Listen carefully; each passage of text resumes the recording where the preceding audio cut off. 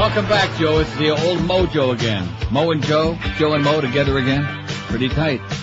In the country, we have no Negroes. You can kiss my rear end. Wednesday night at 8, tune in to the new Makeover Show where 5 straight guys butch up a gay man who's tired of living a well-groomed, fashion-conscious lifestyle. So how many days in a row do I need to wear these things? It's Straight Eye for the Queer Guy. Join us each week as our boys attempt to teach the manly man things real men do. From the proper way to walk. You need to take bigger strides. Stretch out those legs. Ouch, that hurts. To how to talk like a truck driver. Hey, fruitcake, move it or lose it. Not tough enough, right? It's Straight Eye for the Queer Guy. Wednesday nights at 8. Ouch, I think I broke a nail. Don't they have a corkscrew thingy to open these beer cans? You won't want to miss it. I didn't just say screw, did I? I did. 10:02 at 560 WQM. Happy Monday to it. Well, I tell you, I think what we're going to start doing instead of typing up these program schedules is just make them out like in pencil. Right. Not a good idea? Well, a chalkboard. Yeah, just let's have a big QM chalkboard. Well, here's the schedule for today. Oops, no. Okay, we asked, and this we can close out the chapter on this. I think we did too many polls on the Ferrall business, but, you know, this was the one to kind of like close it out, move on to another chapter.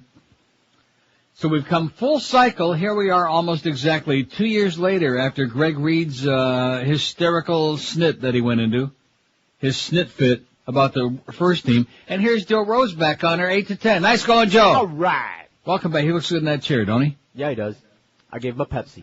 1,874 votes on our closing out the Ferrall chapter poll. A lot of people pissed off, but what can I say?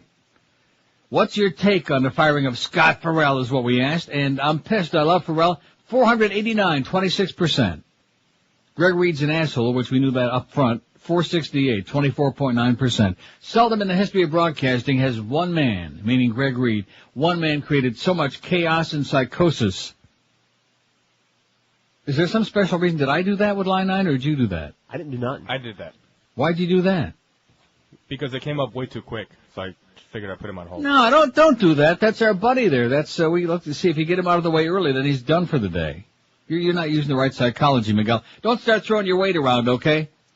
Just because I raised you a couple of grand for our charity on Friday. Notice that? Yeah. While I was there during the week, I predicted it was going to happen. As soon as I came back to town for a while, all of a sudden they're all running there. How much you want? Here's my check. Even Screwan, that bitch, with a check. Hey, by the way, it changes nothing, honey, okay? Thanks for the check, and maybe you'll save a dog or two. I'm sure you've been with a dog or two in your time. Anyway, Greg Reed's an asshole, 468, 24.9%. Basically, what this boiled down to was about 60-40. 60% who were pissed that Ferrall got fired, who were, fans, and 40% who like that. I don't care, never listen to him, 268. No great loss, 174. He had it coming, he was over the top, 134. The radio business blows, 121. Absolutely correct, sir. His voice nearly killed me, 112. I hated him anyway, 79. And Neil is much more vulgar, only 29 out of nearly 2,000 votes, 1.5%. Yeah, you should live so long. Neil is much more vulgar. I don't think so. I can't stop doing that, though, now. Yeah. That's one thing he did leave behind, is that you just can't stop doing it once you start. That's the idea. So I think what we'll do on Wednesdays, instead of that 1 to 2 comedy bits hour, we'll both go like that for now. Oh, Ferrall voice. Check it out. Check it out. Anyway, here's the first poll today. We got a pair of polls. Always good to start the week with an extra pair of polls. Now, yeah, I'm sure that yesterday nobody in this audience watched the CNN thing about the assassination of JFK. Did either of you see it? No. No. You didn't even see the music awards thing last night with Britney shaking it. Oh, I got the replay on now, though. Shame on you. What is wrong with you? I didn't see it either. Who do you think was responsible for the assassination of JFK? Now, this is not a poll. I'm glad we're taking the other one because, it's old news. Now, what does that say? In Orlando. Hello? Orlando? Russ is back. Yeah, I know. Yeah. Okay, good. Have a good time with him, okay? Bring him some oxys. Yeah, I already talked to you about that last week. We're not worried about that. I promoted it. In fact, they're predicting he's going to have maybe the biggest audience of his 15 years in syndication today when he comes back from his rehab and BS's a lot. Yeah, he's still a junkie. I read the Inquirer thing, which I'm not even going to read it on the air, the follow-up deal about what an asshole he was at his rehab place in Arizona. and how he kept getting up because they take turns, in those joints getting up and speaking to each other. And he started doing all these political rants. Sure. And, well, if Bill and Hillary were here right now, blah, blah, blah, all this other crap. He just can't stop. Well, speaking of he just can't stop, I got the Al Franken book I'm reading now that I finished that Michael Moore Dude Where's My Country a while back. Lies and the Lying Liars Who Tell Them, a fair and balanced look at the right. Al Franken, it's a hoot. And I think don't let me forget. Don't. If time permits. What do you mean if time permits? Just what I said, if time permits. We got a lot of fish to fry here today, mister. Fish. We got a lot of calls to take. Look at that. There's another, it's an asshole in Coral Gables. Here's Moral Gables. Hello. Shake it off, Ferrall. All right.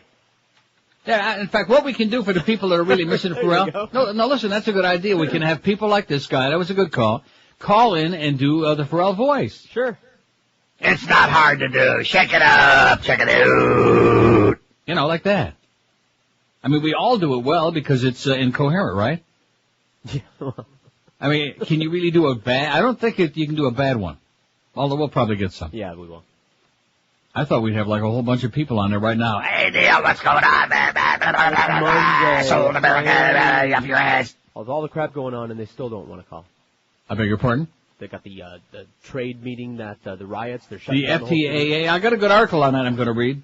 Trading away democracy, but I don't know if I should read it because then they'll start a whole bunch of crap. Of course, even if I don't read it, they'll start. I still don't understand why any city wants to invite that whole thing in there and say, oh, well, we want to be the permanent headquarters so we can always have chaos. So if any agitators want to come in and start, and they got to close the whole county down basically for the week. Dade County is out of business this week, which I'm sure you've already noticed. Of course, Dade County has been out of business for about 23 years. But, I mean, you got to be nuts.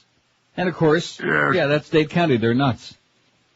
People having to close down their business. People having to move up to Broward to do business. Shutting down the county government, which is no great loss. Probably save everybody money.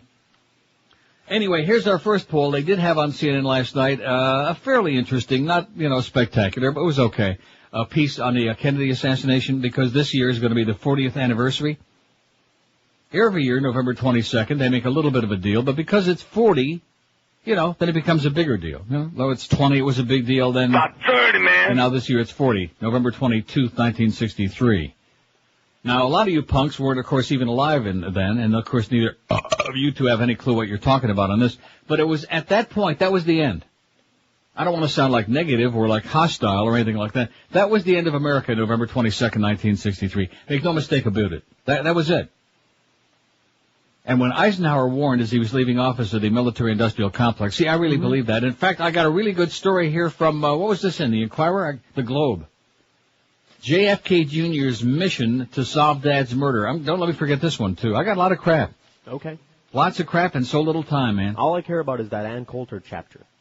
Oh, and I will, in the Al Franken book. Right. That's the chapter I'm going to read, Chapter 2, Ann Coulter Nutcase. Chapter and verse, please. It's a beautiful thing. Now watch, maybe here's another Ferrall guy in line 9, because you know who this is. Here's Miami, hello. 115 minutes left.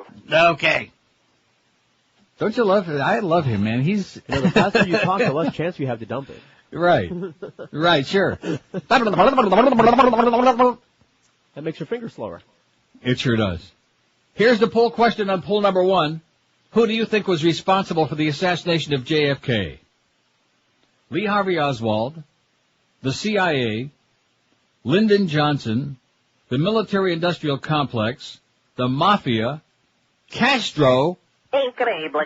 don't have a clue, don't know and don't care, and I'm a young punk, what do I know? What? Well, I mean... I love it. That's the one Miguel should vote for. No, Miguel, we know which one he's going to vote for. Castro. Like if somebody farted, if Miguel was coming up the elevator this morning with somebody and they farted real bad, Castro was responsible for it. JFK and Castro were gay lovers, according to the Cuban. Next time it rains like crazy, Castro is responsible for it. Next time you have a bad migraine headache, guess who done it? Fidel. To hell with Fidel. Am I right? Absolutely. No question about it. That's the world Miguel lives in, a very sheltered little narrow world. It's unfortunate he's got that nice mattress and battle mattress and lovely wife. When's that kid coming? March. Any minute now. March? Mm-hmm. Oh, that's great. He's going to be a daddy. He's going to be, hi, Papi. How about, tell me about Fidel. Tell me stories about Fidel. Man, would it be something if the kid looks just like Castro, born like with a beard and the whole thing? And a cigar. With a big cigar in his puss? That would really be something. I bet you Clinton be proud. And that hat. Mm-hmm. He is a fashion plate. In fact, that's the only reason he was up on the stage with the Pope, so he could finally, for once in his life, look good. Even I'm going to do that. I'm going to sit on the stage with the Pope so I look like a snappy dresser. Well, wear a funny hat. Okay. Like Mo? Yeah, it's a shame I missed him. Every day last week I never saw the Mo Man, and I hear that was the week he was the week to be seen. The common consensus is that he was wearing those hats because the pieces were off getting serviced. So in other words, the story about how the dog ate his weasel is untrue? That's what I heard.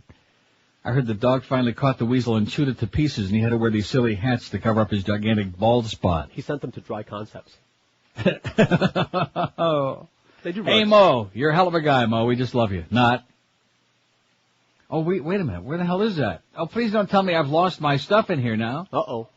Where the hell is it? Somebody went in there. Oh, that's where I have it. See, now I got to get conditioned because, man, the way you got stuff set up in that DCS, I don't want to pick on anybody who's not there anymore. Yeah, both Scott, anybody named Scott had to leave. It was just one of those deals, you know? When Ferrall got fired, everybody named Scott had to go bye-bye, and that's just the way it is, right? Isn't that like in the rule book? Something like that, right. Anyway, 12 minutes after 10 at 560, WQM. Dolphins barely sneaked by yesterday against the little girls' team. Patriots shut out Dallas last night, and Bill Parcells, 12-0. These scores in the NFL are starting to really get on my nerves, man. 9-6, and at one point the Bills were losing 9-5 and 9-8, and they still wound up losing anyway to a girls' team. But what kind of crap is that? But the Patriots are 8-2. Oh! Nice going, Tommy. You still look good. Hey, if you're working in a really crappy job, if you haven't got like 2 pennies to rub together, much less the nickels that they always talk about, here's the answer for you if you're like a new... And another great thing about last week, I never saw Todd Dreck all week. All right. Oh, hallelujah. All right. I must be living right. All right. If you like a new high-paying career, but you don't have 4 long, excruciating, expensive years to waste on college to get yourself some training, here's the answer you might be looking for. Fast Train. You got nothing to lose but your crappy job by calling and finding out about it. Call 1-866-FAST-TRAIN. And like some people I know, it's always good to have another job or two, like standing by on the fire. Fast Train can have you trained and certified for a high-paying computer network professional career or a high-paying medical computer specialist career in as little as 4 easy months. Piece of cake. You can be fully trained and ready for a great new career and a big fat paycheck that goes along with it in 4 months. So say goodbye to your crap hole boss, say goodbye to your meaningless job, and get yourself a life. Fast Train offers day, evening, and weekend classes. They offer you job placement assistance, financial aid to people who qualify. And with 6 convenient Florida locations and 4 right in South Florida, there's bound to be, it just makes sense, there's probably one nearby you. Call Fast Train today and get yourself on the road to a real life. Check them out on the web first at fasttrain.com and then make that call toll-free, 1-866-FAST-TRAIN. Live and local. We're Sports Radio 560 QAM. Info-N-P-A-Y-S-U-C-K-S. They always find his policy so unacceptable. Those condescending Senate members are so critical. He has a tendency of passing all his physicals. If he wants re-election, all he'll need's a miracle. No wonder why George Bush won't get his 4 more years. Can't run the country when half the time he's never here. He'll want to stay, but you know very well they'll want him gone. There's more important issues pressing here besides Saddam. George Bush, don't you see that we got a government to run? Understand he spent too much time at the camp just having fun. I think it's time that you face the truth. You're sleeping through the American dream. George Bush, don't you realize it's getting harder and harder to lead?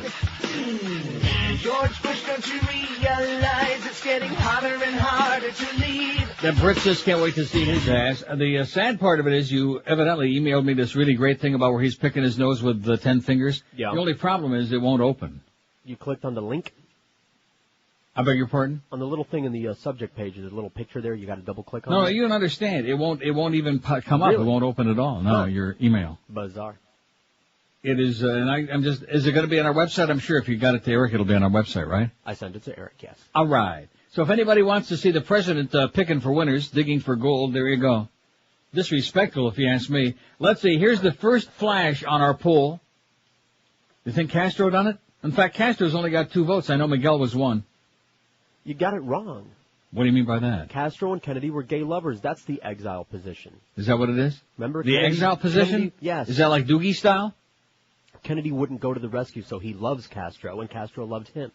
43 votes. Oh, now let's see. Who was it who told Fidel? Where the hell did I read that? On a trip to Cuba. Who the hell did I read that from? Oh, it's in this article I'm going to read if I ever get around to it. Oh, Jesus, am I dumb or what? Yes. Thank you. 43 votes. Who do you think was responsible for the assassination of JFK? The CIA, 10. The military-industrial complex, which of course is the correct answer. That was my vote. That's what I voted for. Yeah, that's it. The Mafia, 7. I'm a young punk. What do I know? 4. Lee Harvey Oswald, 3. LBJ, 3. Don't have a clue, 3. Don't know and don't care, 3. And Fidel's only got a pair. And they're probably like shriveled and wrinkled at this point, I would think, wouldn't you? Oh, that's the rumor from the CIA powder in the cigars. I wonder if we have a Little Havana Ferrall imitator in Espanol. Here's Little Havana. Hello. Mr. Neil Rogers. Speaking, Mr. Rogers. Hey, Neil. Yep. Can I talk about Scott Ferrall? Yeah. I was thinking about when he got fired the other day. I think there was something else, it was like more than it meets the eye, like people say. What does that mean? Because, like, if he says the same thing every day, like, he talks crazy, how come, for what he said that day, he affected him, and how about all the other times nothing happened to him? Well, you don't understand. See, you didn't see what was going on behind the scenes. They had like 40 meetings. In fact, he used to talk about it on the air. 40 meetings every day, and finally, I guess you just reach a point. I guess they got tired of him, but it was like something personal, I think, Was it personal? That's my opinion, In other words, it should have been business, but it was personal. Is that what you're saying? Yeah, it was something personal, because the other day Joe Rose was talking there, and he said, like, for real, like they didn't like him, So, in other words, Joe Rose didn't like him. Maybe Joe was trying to get his job, and look, it worked. Nice going, Joe. I don't know, Joe. I don't think anything. I think he's got Joe and Mo, and he's got them all confused. I think it was the military-industrial complex. I think that's what it was. The CIA is responsible for Ferrall getting fired. Check it out. Anyway, in the Globe, in the tabloid The Globe, JFK Jr.'s mission to solve Dad's murder. I should also tell you what the second poll is going to be, because I'm sure we'll get like much more response on that when we get around to it. After I'm through reading my 600 bedtime stories. Oh, you're not going to do that. Yeah, just because Miguel is on, I want to piss him off, because he hates it. I don't really care whether you like it or not. How do you like that? I like it.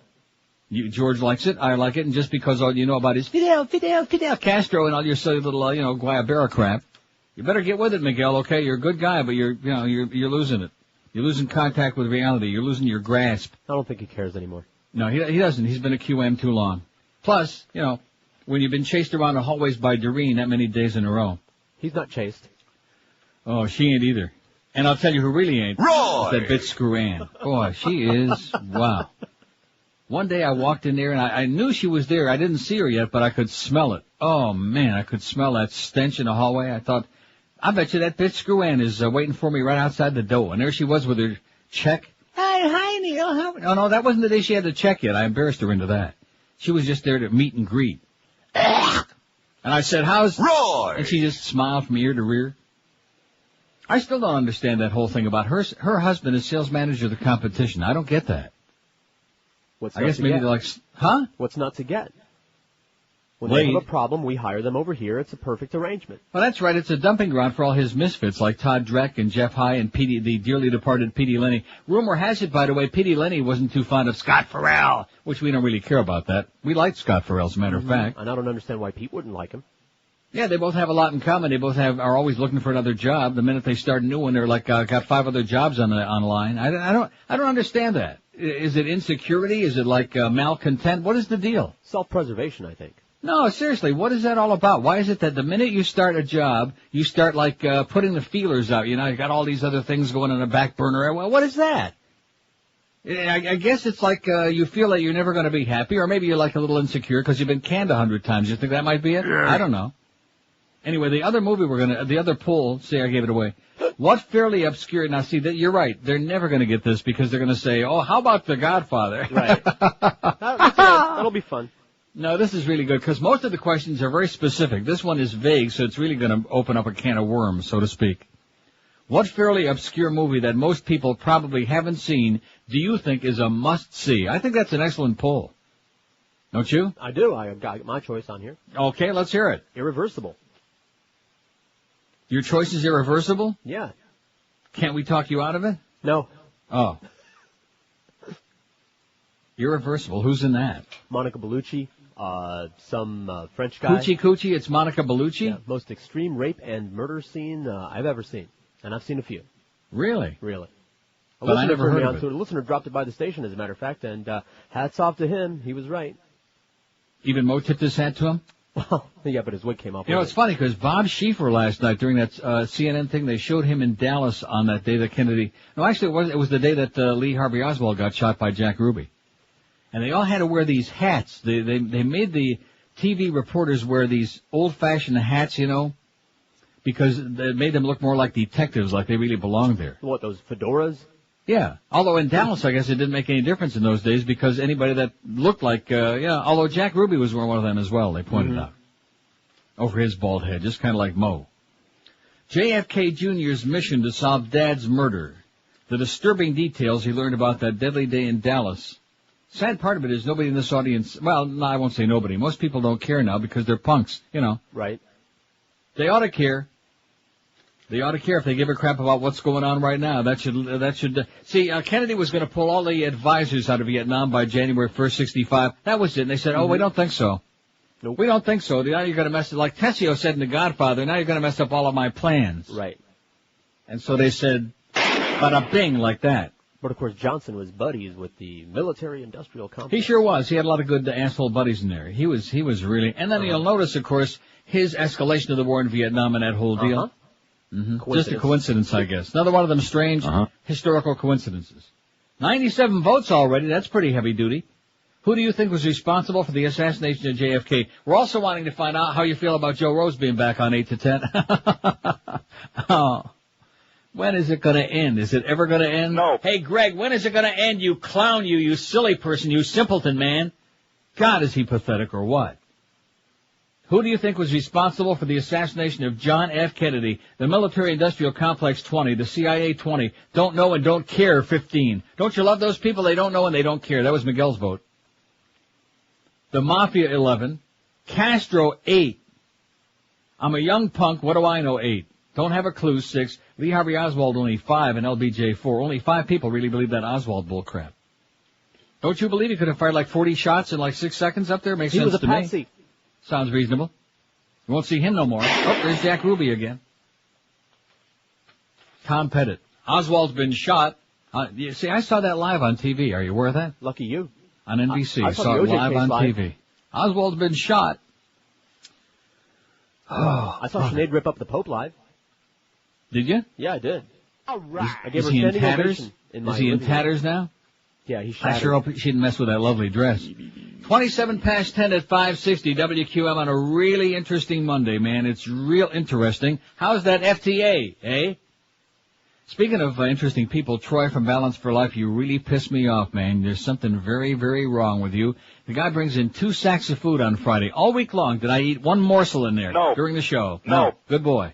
And he brings in not 1, but 2 sacks of food, including that big oatmeal cookie. Anyway, Balance for Life will help you lose weight. That's the bottom line, in spite of the fact that Troy is a major schmuck. The reason it'll help you lose the weight is because it's simple. Even the most frustrated and angry people out there who've tried all the other diets and failed can make this work because they do all the work for you. All you do is eat what they give you. There's no cooking, no shopping, no cleaning, no calorie counting, no carb counting, just a little black sack. And boy, there's nothing like a little black sack. It's right outside your door by 6 a.m. every morning at your house, at work, wherever you want them to deliver it to. And inside the sack is plenty of great, delicious, fresh food, 3 gourmet meals, 2 delicious snacks to keep you full and happy and satisfied and losing that weight all day long. This is the kind of program you won't need to cheat on because, like I said, there's plenty of food in there to keep you satisfied. The only choice you'll have to make is when you fill out the menu once a week, you fax it back to them with your choice. In fact, Balance for Life is the only company that lets you choose between 2 alternatives for each meal and snack every day that you're on the program. So if you're tired of being overweight, out of shape, wearing them pup tents, lethargic, having no energy, being diabetic or on the verge of it, let Balance for Life give you the answer you've been looking for all your life. You might start seeing results on those scales within just a matter of days. Here's the number to call, 954-568-3229. 954-568-3229. Or if you want more information about their program and what it's all about, check them out on the web at balanceforlife.com. My and local. This is Sports Radio 560. QAM. Now, from Random Thoughts Publishing, it's Ozzy Osbourne's new children's book on tape, Mother F***ing Goose. Kids will love all their favorites done as only Ozzy can deliver, like the classic Jack Sprat. Jack Sprat could eat no f***ing fat. His wife could eat no lean. And so betwixt them both, you see, they f***ing licked the platter clean, man. And the timeless favorite, 3 Men in a Tub. Rub-a-dub-dub, 3 men in a tub. And who do you think they be? The butcher, the baker, the candlestick maker. Jesus, what the f*** are these 3 men doing in a f***ing tub together? I'm surprised one of them wasn't a f***ing fudge packer, man. Over 100 nursery rhymes interpreted and read by the Prince of f***ing Darkness, Ozzy Osbourne. There was an old woman who lived in a shoe. What the f*** is she doing living in a shoe? This makes no sense at all. Sharon! Sharon! Mother f***ing Goose, the new children's book on tape, only from Random Thoughts Publishing. 10:33 at 560 WQAM. You know, when you click on this thing on our website, because Eric's got it on there, but now it's got to download it. Yeah.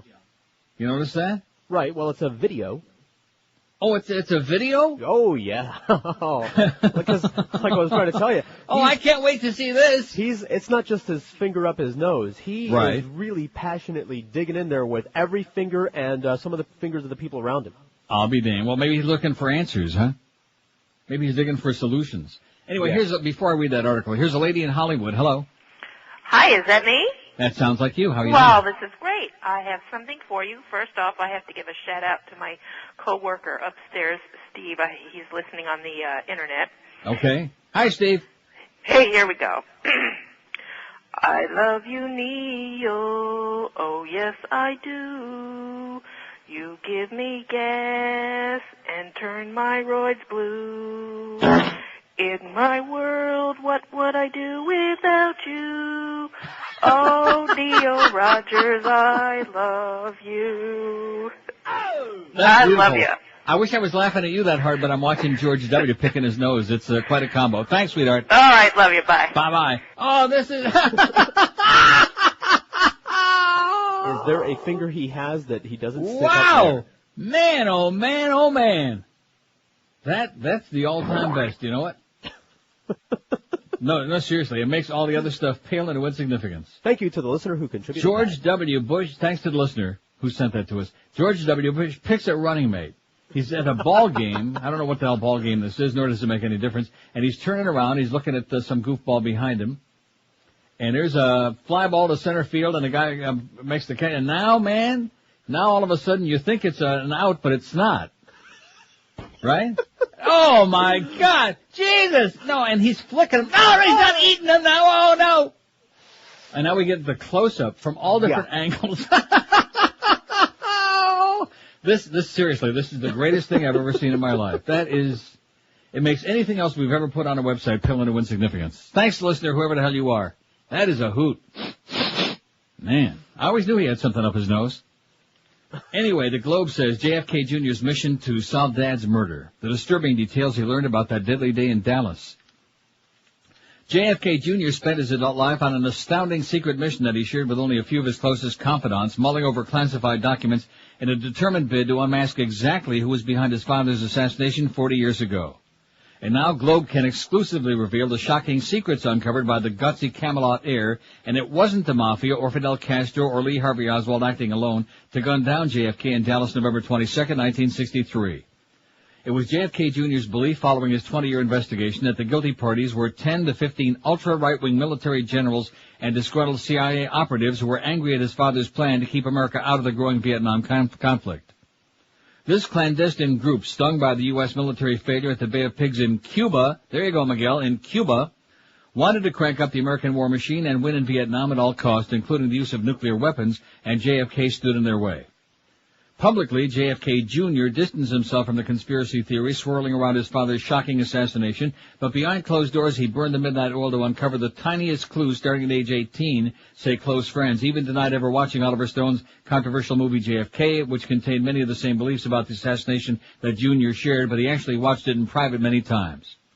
Can you imagine the headlines if somebody spotted me in the theater? JFK Jr. asked his friend. Anyway, it would upset my family too much. JFK Jr. agreed with Stone on one point. He refused point-blank to believe the official version that Lee Harvey Oswald was the lone shooter, says the friend. He came to his conclusion after watching the famous Zapruder footage, spelled wrong, by the way, footage frame by frame, listened to enhanced audio tapes of the actual gunshots, and reviewing autopsy reports and forensic evidence on Oswald's gun. He doggedly sifted through papers that few other people could get their hands on, documents at the JFK Library in Boston, and top-secret files that his close friends in Washington, D.C. got for him. I just have to get to the bottom of this. I need answers, he told his confidants. While studying at Brown University, he spent much of his spare time on his mission. Later, he would pace the floor of his Manhattan apartment, acting as if he were arguing the case before judge and jury, the friend reveals. John called it his hobby, but it was his burning passion, said one source. One of JFK Jr.'s closest friends for more than a decade before his fatal airplane crash, July 16, 1999. He would never have published his findings. He was doing it just for himself. Sadly, Jr. never remembered saluting his father's coffin, one of the most famous pictures of the 20th century, or happy times playing in the White House, says the friend. The saddest thing about John ever said about his motivation was, my father was one of the greatest figures in American history, and every single thing he ever did and said was documented, yet I don't know anything about him. He told me time and again he needed to find out exactly what happened to satisfy himself. He was terrified of being seen as obsessed and feared conspiracy buffs would turn him into a poster boy for their theories if word ever leaked out. He took great pains to ensure that his mom, Jackie, didn't find out about his mission, as she had the attitude that what happened, que sera, sera, she got the money, and needed to move on with her life. His wife, Carolyn Bissett, knew. But I don't think she was really that interested, says the source. JFK Jr.'s personal investigation took him to Dallas, where he visited the assassination site at Dealey Plaza while he was in law school in '88. Wearing a baseball cap pulled low to hide his face, he was shocked to find the place where his father was killed to be so attractive. It was much smaller than I expected and the sun was shining, he told the source afterward. I couldn't get over the fact that such a tragic, horrific thing happened on such a pretty little street. One time, Jr. bumped into Frank Sinatra at a party, and the chairman of the board asked for his phone number. Sometime later, Sinatra called to tell him, I don't want you to think my friends had anything to do with the assassination, says the source. But Sinatra had no worries. Jr. didn't believe the mafia was involved in his father's death. Frank's friends. Right. Capiche? Si. In '97, Jr. made his way to Cuba, where he interviewed Fidel Castro for his George magazine. The Cuban dictator, too, wanted to clear the air. John told me Castro looked him straight in the eye and told him, it is important to me, he told him, it is important to me that you know I had nothing to do with your father's assassination, says the source. John said he nodded and smiled because he knew Castro wasn't involved. For a while, JFK's vice president, Lyndon Johnson, was JFK Jr.'s spotlight, but the more I look into him, the less likely it seems LBJ could have been involved, he told the source. He was a mean, arrogant bastard, but I don't think he killed my father. Incredibly, a friend at the Russian consulate in New York allowed Jr. to view KGB files on the assassination, and Oswald, who lived in Russia for a while, again, he knew the Russians weren't involved in the case. In the end, Jr.'s conclusion echoed that of Oliver Stone. Certain generals and CIA honchos set up Lee Harvey Oswald as the patsy, and there were 4 other shooters disguised as hobos. At least 3 of these supposed hobos, too clean and well-dressed to be real bums, were found dead. Now, I never knew this. Were found dead on different Dallas streets, but no one paid much attention because they were slain the same day JFK died. Huh. Did you know that? I had no idea. John was driven, there's no other word for it, to find the truth, the source tells the Globe. He spent time, energy, and money, pulled a lot of strings to go to places and get his hands on crucial evidence. He vowed to find the identities of the guilty parties before he died, but ironically, not long after, John told me he had just wrapped up his investigation, he was killed in that crash. How do you like that, huh? You think that's just another coincidence? Of course. He was like onto something, and he got killed in that plane crash, just like Ted Kennedy almost got killed in that plane crash. See where I'm going with this? Yep. And then Ferrall gets fired? Live and local. This is Sports Radio 560. QAM.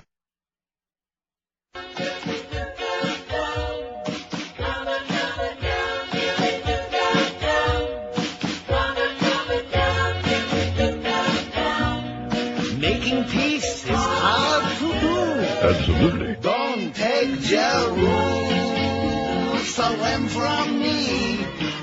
How about 2 towns south of Galilee? We was afraid that you still hate Jews, 'cause making peace is hard to do. I know that we used to fight. My little gun made people real uptight. What you offer, it just won't do. How about the West Bank and Gaza too? It's true, you know that we don't want more bloodshed. My own people wish to unwrap my head. If this is all that you got, I'm afraid I might end up just like Ann once thought. I never thought we would get this far. Thought I was shaking hands with Ringo Starr. Let's get a pig and have a barbecue. 'Cause making peace is hard to do. I can't eat pork, you schmuck. Guess who's back today? I don't know. 12 noon. From coast to coast. And pillar to post. The fat one returns today with his fresh supply is what I'm hearing. Jeff High? Fresh supply of Fat High. Boy. Anyway, this is a great fact from Scotty. I love this. It says this goes hand in hand with both pools, the movie Executive Action. You seen that? No. I did. Excellent. And it's on a poll already. Was made in the 70s, long before Oliver Stone's putrid JFK movie. It had Burt Lancaster. It was about a group of Texans. They wanted the Vietnam War and threatened by the Kennedy family. They feared a series of Kennedy presidents, JFK to Bobby to Ted, who'd be friendly to the civil. You notice how JFK got murdered, and Bobby got murdered, and Ted had a plane crash, but somehow still survived because he had a lot of padding from all that eating. Who would be friendly to the civil rights movement, hostile to Texas oil barons, and unwilling to go on with Vietnam. It's pretty interesting and a must-see for anyone into the cover-up and conspiracy. I think it was a thinly veiled theory of Howard H.L. Hunt, who was the big oil guy at the time, and a rabid right-winger. Imagine that, a rabid right-wing Texas oilman killing people, says Scotty. Nice going, Scotty. It's on a poll right now. Executive Action and Irreversible are the first two on that poll. What fairly obscure movie that most people probably haven't seen do you think is a must-see? I think that fits the definition to a T. It's perfect. I'm going to go get it. Now, I'm going to go get it again today. Even though I've seen it a couple of times, I'm going to go over and get it today. And watch it and watch it. I mean, this is the week we're supposed to be immersed in this, and, we shouldn't forget, even though a lot of you punks out there. How's that poll coming? 217 votes. Who do you think was responsible for the assassination of JFK? The military-industrial complex, 56. And you know what those people are? Absolutely correct. That's right. CIA 40, Mafia 26, Don't Know and Don't Care 17, Lee Harvey Oswald 17, Don't Have a Clue 16, I'm a young punk, what do I know? Obviously not much, 16, Lyndon Johnson 15, and Castro, Fidel, got 14.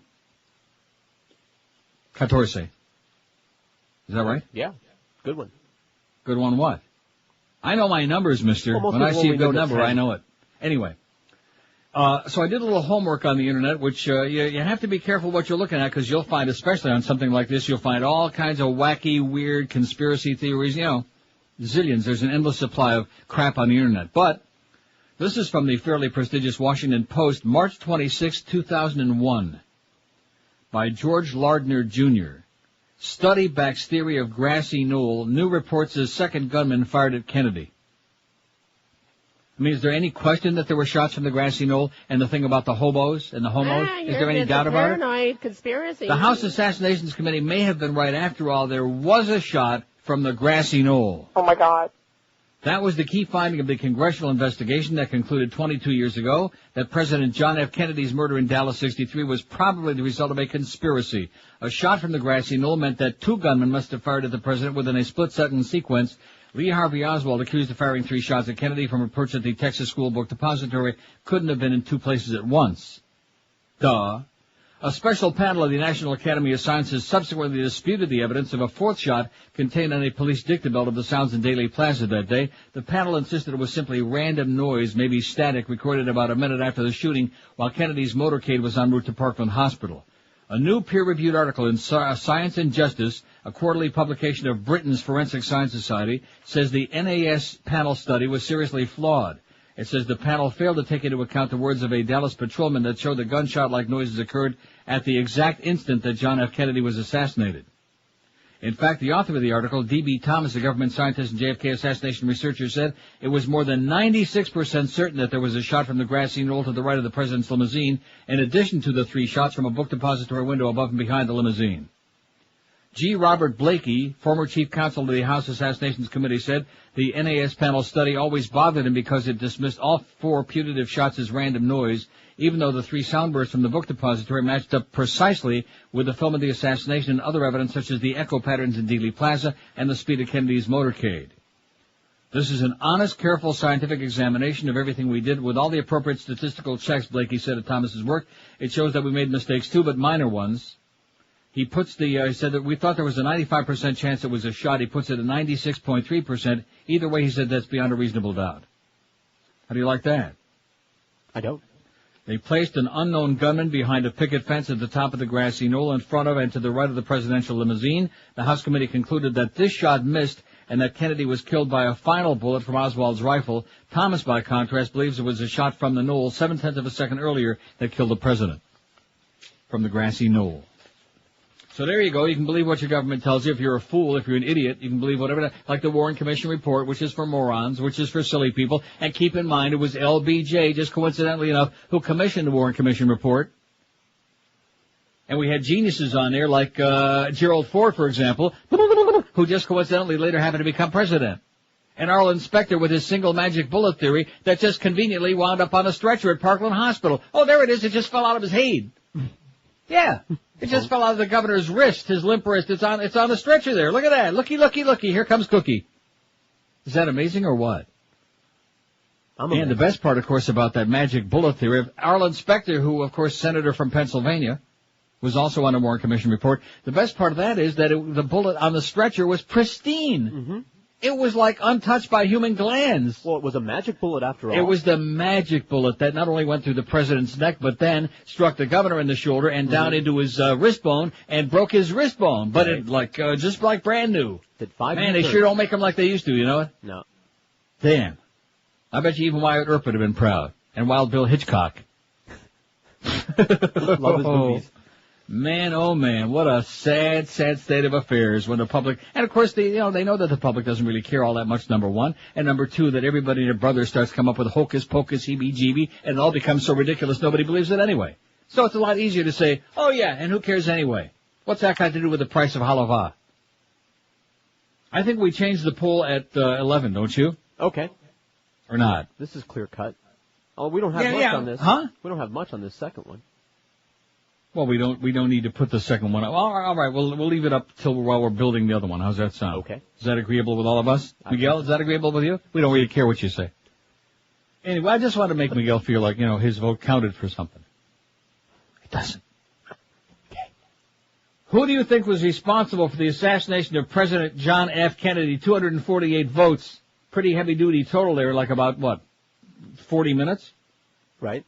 The military-industrial complex, 69. 69. Got it? The CIA, 45. The Mafia, 31. Lee Harvey Oswald, 19. Don't have a clue, 19. Don't know and don't care, 18. Lyndon Johnson, 17. I'm a young punk. What do I know? 16. And Castro is stuck on 14. Still 14 vote for Fidel, the bearded one. The bearded schmuck. I think the dog done it. Whose dog? What fairly obscure movie that the big dog, most people probably haven't seen, do you think is a must-see? So far, all we got is your choices and the facts, which I would agree with. Irreversible and Executive Action. Two good ones.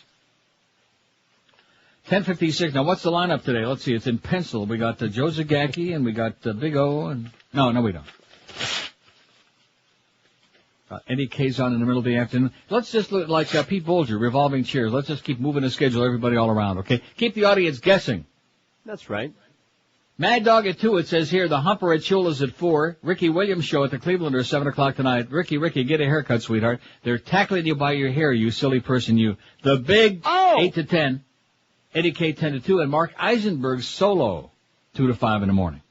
What's that all about? I don't know. Where's our close personal paisan, Joe Costello? I don't know. Hey, if you're looking to replace that tired old carpet in your home, let me tell you about a really smart alternative, Laminates R Us. They're the easy, low-maintenance alternative to expensive natural wood flooring. Laminates R Us is the best place to find laminated wood flooring from the top names in the universe. They got them all, whatever one you like. Peridor, Pergo, Wilson Art, Unifloor, Quickstep, they have them. And all of Laminates R Us flooring is installed by people who really know their crap. Pergo certified installers, too. Another reason to call Laminates R Us is their prices are so astonishingly low, they'll floor you. Right now, get their fall special for just $1,495. You heard correct. Just $1,495 is all it takes to get you up to 295 square feet of beautiful laminate wood flooring. Positively unreal. And Laminates R Us will match any legitimate written offer, too. If you want a free, no-obligation in-home estimate, call Laminates R Us at that toll-free number, 1-877-777-3336. Nothing in the world could be easier. They give you free carpet disposal, free furniture moving, a 25-year warranty, and years of beautiful, easy care laminate wood flooring. Even picking your nose isn't easier than this. So call Laminates R Us today, toll-free, and tell them that old crusty Neil told you to call 1-877-777-3336. Live and local. This is 560.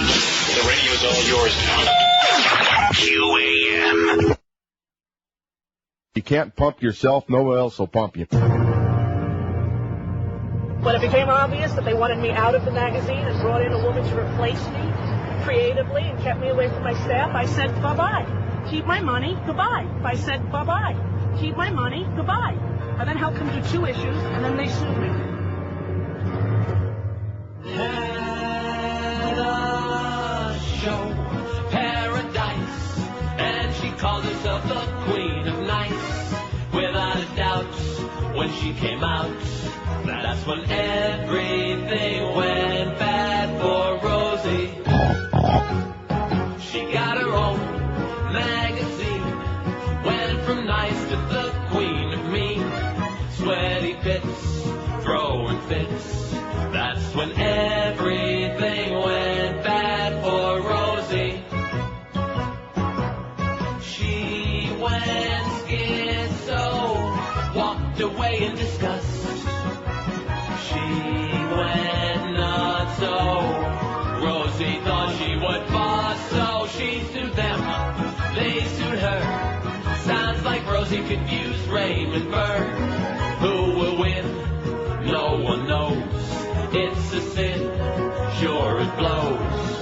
Just don't throw goofballs at the judge's head.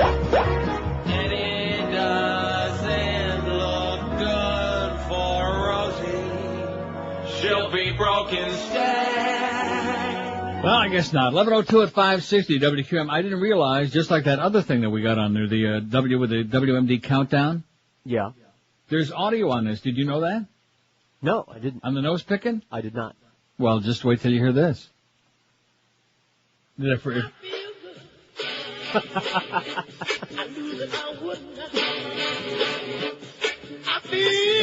Sounds like the Eddie K show all over again. Pick another one, W.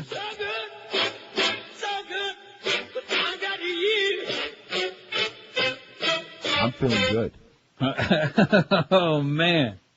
What a beautiful thing. As W digs for solutions, man, all of these deep problems. He's got most of which he's third created. Knuckle. 5670560, pound 560. Let's start building this other thing, shall we? I got that FTAA story. Has they burned the city down yet or not? Not yet. It's early. I think they're going to wait till Thursday for the big Tsimis, although you never know. I saw they were like protesting, marching in Oakland Park yesterday. Okay. What are they trying to do, like spread it around a little bit? Is that the idea? Those are warm-ups. Make sure everybody gets like a little taste? Practice runs. Here's a call from Vero Beach. Hello. Hi. Yes, sir. I was on a website the other day that showed a timeline of the Kennedy assassination. Right. And as you look at the numbers, you realize that the Dallas police had apprehended Lee Harvey Oswald less than 90 minutes after the president was killed. Right. So I'm kind of curious why we don't maybe send the Dallas police over to get Osama. Excellent. Or something like that. Or Sodom, yeah. Yeah, they're very efficient people. As a matter of fact, they had the description within like even less than that, within just a matter of minutes after the body was taken to Parkland Hospital, they had the description, they showed it on the CNN piece yesterday, of what the suspect was, a white male in his early 30s, 5'10", whatever the hell it was. Pretty amazing, wasn't it? Indeed it was. Indeed. So, I don't know if that makes it a conspiracy that they had the guy nailed so quickly or not, but it would certainly be a piece of puzzling evidence there. They're on their way to Baghdad right now, man. All right. It's into Baghdad. Thank you. Good point. Don't you find that a little bit strange? I mean, if he wasn't set up and he was the patsy, how do they know, like, automatically who the hell it was? Especially when supposedly at the time that the gunshots were fired, he was downstairs drinking like a Coke in the lunchroom in the Texas School Book Depository, alleged. You're just paranoid. I must be. 5670560, pound 560 on the... Oh, geez, don't tell me I did this. What? No, that thing came up, would you like to set so-and-so as your homepage, and I did it. Oh, no. No, it was our homepage, but that's not what I want to be looking at. I see. 307 votes, Castro 18. Who do you think responsible for the... it's my fault. I worded it badly. It should have said Lee Harvey Oswald alone. Because he could have still fired the shots but been part of a conspiracy. So it's poorly worded, but it's too late to change it now, don't you think? Who cares? Yeah, who gives a crap? Is it going to change anything? No. Is it going to bring JFK back to life? No. Is it going to get Bush out of the White House? No. Only we wish it would. Castro 18, I'm going from the bottom up. I'm a young punk, what do I know, 19. There's Arnold. Arnold's getting sworn in today. A lot of swearing going on. Don't have a clue, 20. Lyndon Johnson, 20. Lee Harvey Oswald, 22. Don't know and don't care, 25. Of the oblivious. The Mafia, 39. The CIA, 56. The Military-Industrial Complex, 88. Oh! Which I think is the right answer. Okay, now let's get back to building this poll. What do you say? Okay. Before I start reading that Al Franken book. Excellent. And then that article about the FTA, an obscure movie that you think most people probably haven't seen, but you think is a must-see. Here's a call on the Keys. Hello? Hey, Neil. Yes, sir. I got lucky enough to visit Dealey Plaza in 2000, and the interesting thing, at the Grassy Knoll, after 35 years or however long it had been, the fence needed to be changed where the supposed other Grassy Knoll gunmen were. Right. And whoever was in charge felt it necessary that the new fence be a foot or two taller than the old fence. Mm-hmm. And there were these, like, Kaczynski-style letters, conspiracies written right on the fence at how, it's kind of a historical monument. Nothing there should be changed. It should be left open to the mind. So anybody besides a simpleton could go there and figure out that, Harvey Oswald was crazy. But, Okay. That's it. Oh, I thought I got cut off, but it just seems like years later, instead of giving people the choice to figure it out themselves, history is going to be, fixed to where you'll never know the what public's happened. never given a chance to figure it out. We're like all supposed to be kept in the dark. We're lemmings and they like it a lot better that way. It's much better for business. Only a moron could believe that idiot was able to kill that man from Absolutely. Have a great day, so Pally. Take Thanks. care, buddy. Let's see. Where's that one thing in here? At the end of that article I read from the Globe? Over there. Certain generals and CIA honchos set up Lee Harvey Oswald as the patsy, is what the Junior believed, and there were at least 4 other shooters disguised as hobos, which we've all read about them for a long time, but this other part I didn't realize. At least 3 of the supposed hobos, 2 clean and well-dressed to be real bums, were found dead on different Dallas streets, but no one paid much attention because they were all slain on the same day that JFK died. Just a coincidence.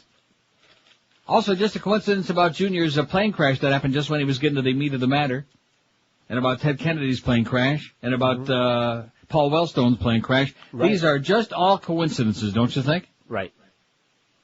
5670560, pound 560 on the AT&T and Verizon line. Don't let me forget the Al Franken book.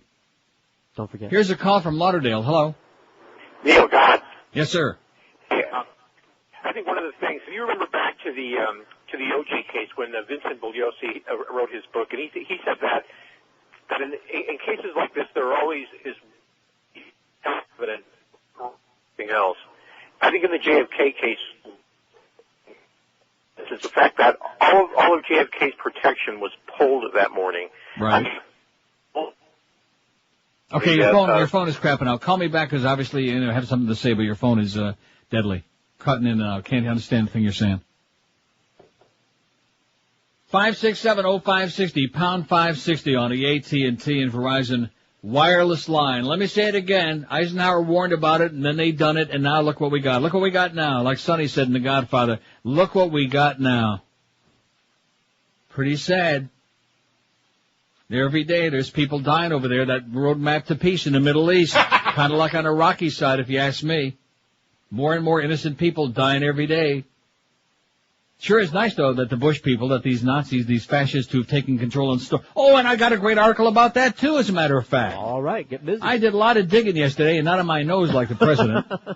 Yeah, if he'd do more digging in the little research instead of digging in his nose, maybe he'd know what the hell's going on in the world. Gore's victory. This is another article from November 12, 2001, 2 years ago. You ready for this? No. Now, how do you say it? Consortium or consortium? Consortium. You do? That's what I say, but... Well, I don't think you're right. Anyway, it's from a website, consortiumnews.com, by Robert Perry, P-A-R-R-Y, Gore's victory. It says, so Al Gore was the choice of Florida's voters, whether one counts hanging chads or dimpled chads. That was the core finding of the 8 news organizations that conducted a review of disputed Florida ballots. By any Chad measure, Gore won. This was a year after the fixed election. Gore won, even if one doesn't count the 15 to 25,000 votes that USA Today estimated Gore lost because of illegally designed butterfly ballots, or the hundreds of predominantly African-American voters who were falsely identified by the state as felons and turned away from the polls. Gore won, even if there's no adjustment for George W. Bush's windfall of about 290 votes from improperly counted military absentee ballots, where lax standards were applied to Republican counties and strict standards to Democratic ones, a violation of fairness reported earlier by the Washington Post and the New York Times. Put differently, George W. Bush was not the choice of Florida's voters any more than he was the choice of the American people, who cast 500,000 more ballots for Gore than Bush nationwide. Yet, possibly for reasons of patriotism in this time of crisis, the news organizations that financed the Florida ballot study structured their stories on the ballot review to indicate that Bush was the legitimate winner, with headlines such as, Florida recounts would have favored Bush, Washington Post, November 12, 2001. Post-media critic Howard Kurtz took the spin cycle took it one cycle further with a story headline, George W. Bush now more than ever, in which Kurtz ridiculed as conspiracy theorists those who thought Gore had won. Of course, we know Howard Kurtz is an asshole who licks that Kramer guy's ass on CNBC. The conspiracy theorists have been out in force, convinced that the media were covering up Florida election results to protect President Bush, Kurtz wrote. That gets put to rest today with a finding by 8 news organizations that Bush would have beaten Gore under both of the recount plans being considered at the time. Kurtz also mocked those who believed that winning an election fairly based on the will of the voters was important in a democracy. Now the question is, how many people still care about the election deadlock? Like that last fall felt like the story of the century, and now faintly echoes like some distant Civil War battle. He wrote, what an idiotic thing. In other words, as time passes, fewer people care. So that makes it okay. In other words, the elite media's judgment is, Bush won, get over it. Only Gore partisans, as both the Washington Post and New York Times called critics of the official Florida election tallies, would insist on looking at the fine print. And this goes on for like 4 pages. It's scintillating. And it goes on and it documents very, very well. I'll read a little bit more after the break. Okay, I don't want to get too ponderous here, but I'm just telling you, they stole the goddamn election right there in front of our noses in Florida. And they sent down all those ringers from outside from Washington. Let us in, let us in. And then they finally, when it got desperate, they started counting the votes and it was getting closer and closer and things started really looking bad. They got their cronies on these Supremes there, man. They called up goddamn Mary Wells and Diana Ross. Right. And they said, hey, stop the count. Enough of the counting already, okay? And they said, okay. They rolled up a big fat one to keep Clarence Thomas happy. And that was the end of that. No more counting, man. I mean, in an election, who the hell would want to count the votes anyway? You know what I'm saying? Why should we do that? You're nitpicking. That's right. You're Chad picking. He's nose picking and I'm Chad picking. Seriously, that picture on there is just, it's magnificent. It is so perfect and beautiful. 11:13 at 560 WQAM if you're on the Atkins diet. And in fact, you know something? Now that he's dead, now Bob Atkins is like a hero to everybody. Is that incredible? That's the way it always works. Everywhere I look on TV, I see all that. Oh, he was right. And, you know something? Now that he's dead, when he was alive, we liked ripping him ass because we just didn't like his personality like George. Anyway, if you're on one of those low-carb diets, you'll love Delights of West Boca because this store is entirely for you. Over 1,000, count them, low-carb products in the store. All low-carb, sugar-free, or low-sugar. Bagels, breads, cheesecakes, muffins, brownies, chocolates, pasta, sauces, chips, dips, soups, ketchup, that delicious Carbolite ice cream. They got your crunchy pretzels by Carb Sense. They've got La Tortilla, great for making low-carb wraps. Slim Carb Fudgies for all you fudge packers out there. Fudge brownies or chocolate raspberry cookies. Carb Slim Bites make a great snack and no laxative effect. Thank the Lord. La Nuba jams in 7 gourmet flavors to jam on it. Simply low-carb bread with stevia with a uniquely delicious taste. And Champion Light is back in 5 delicious flavors, too. So if you're on one of them low-carb diets and you want some variety, some taste, something with some taste, something with a little bit of sweetness to it, this is a store you'll love. And they let you try anything in the store before you have to buy it. All the Atkins products are on sale today, next Shavuos, all day, every day. Delights is open every day, 7 days a week from 10 to 10, and you'll find them on the northeast corner of Glades and 441 next to Boston Market. You can call them toll-free for more info at 1-877-LOW-CARB, LOWCARB, or look them up on the web at lowcarb.com. If you're on one of them low-carb diets, this store is a must for you. Delights of West Boca, your official Atkins retail center. We're Sports Radio 560 QAM. Bang you in the butt, honey. Okay. Absolutely. Kobe pumped it in a pooper. That basketball is super, but that brother's got no brains. Tried to grab it up, honey. Should have known that hole's too tiny. He's got no one else to blame. He took a bimbo to his suite. They got between the sheets, and things were going fine. Then he grabbed that little lass that made a foul shot up her ass, and she quickly changed her mind. Oh my, that rim shot made me cry. Now the whole world knows about this thing, and you sure look guilty when you bought your wife that ring. She's gotten some attorney to grab some of your earnings. Your life will never be the same. So next time you go a-cheating, just before you puts the meat in, she signs a note that says okay. Rectum. No, Kobe. No. Not fair. Please, not fair. Ow. Ow. Jesus, man. No. 11:19. That was a great bit.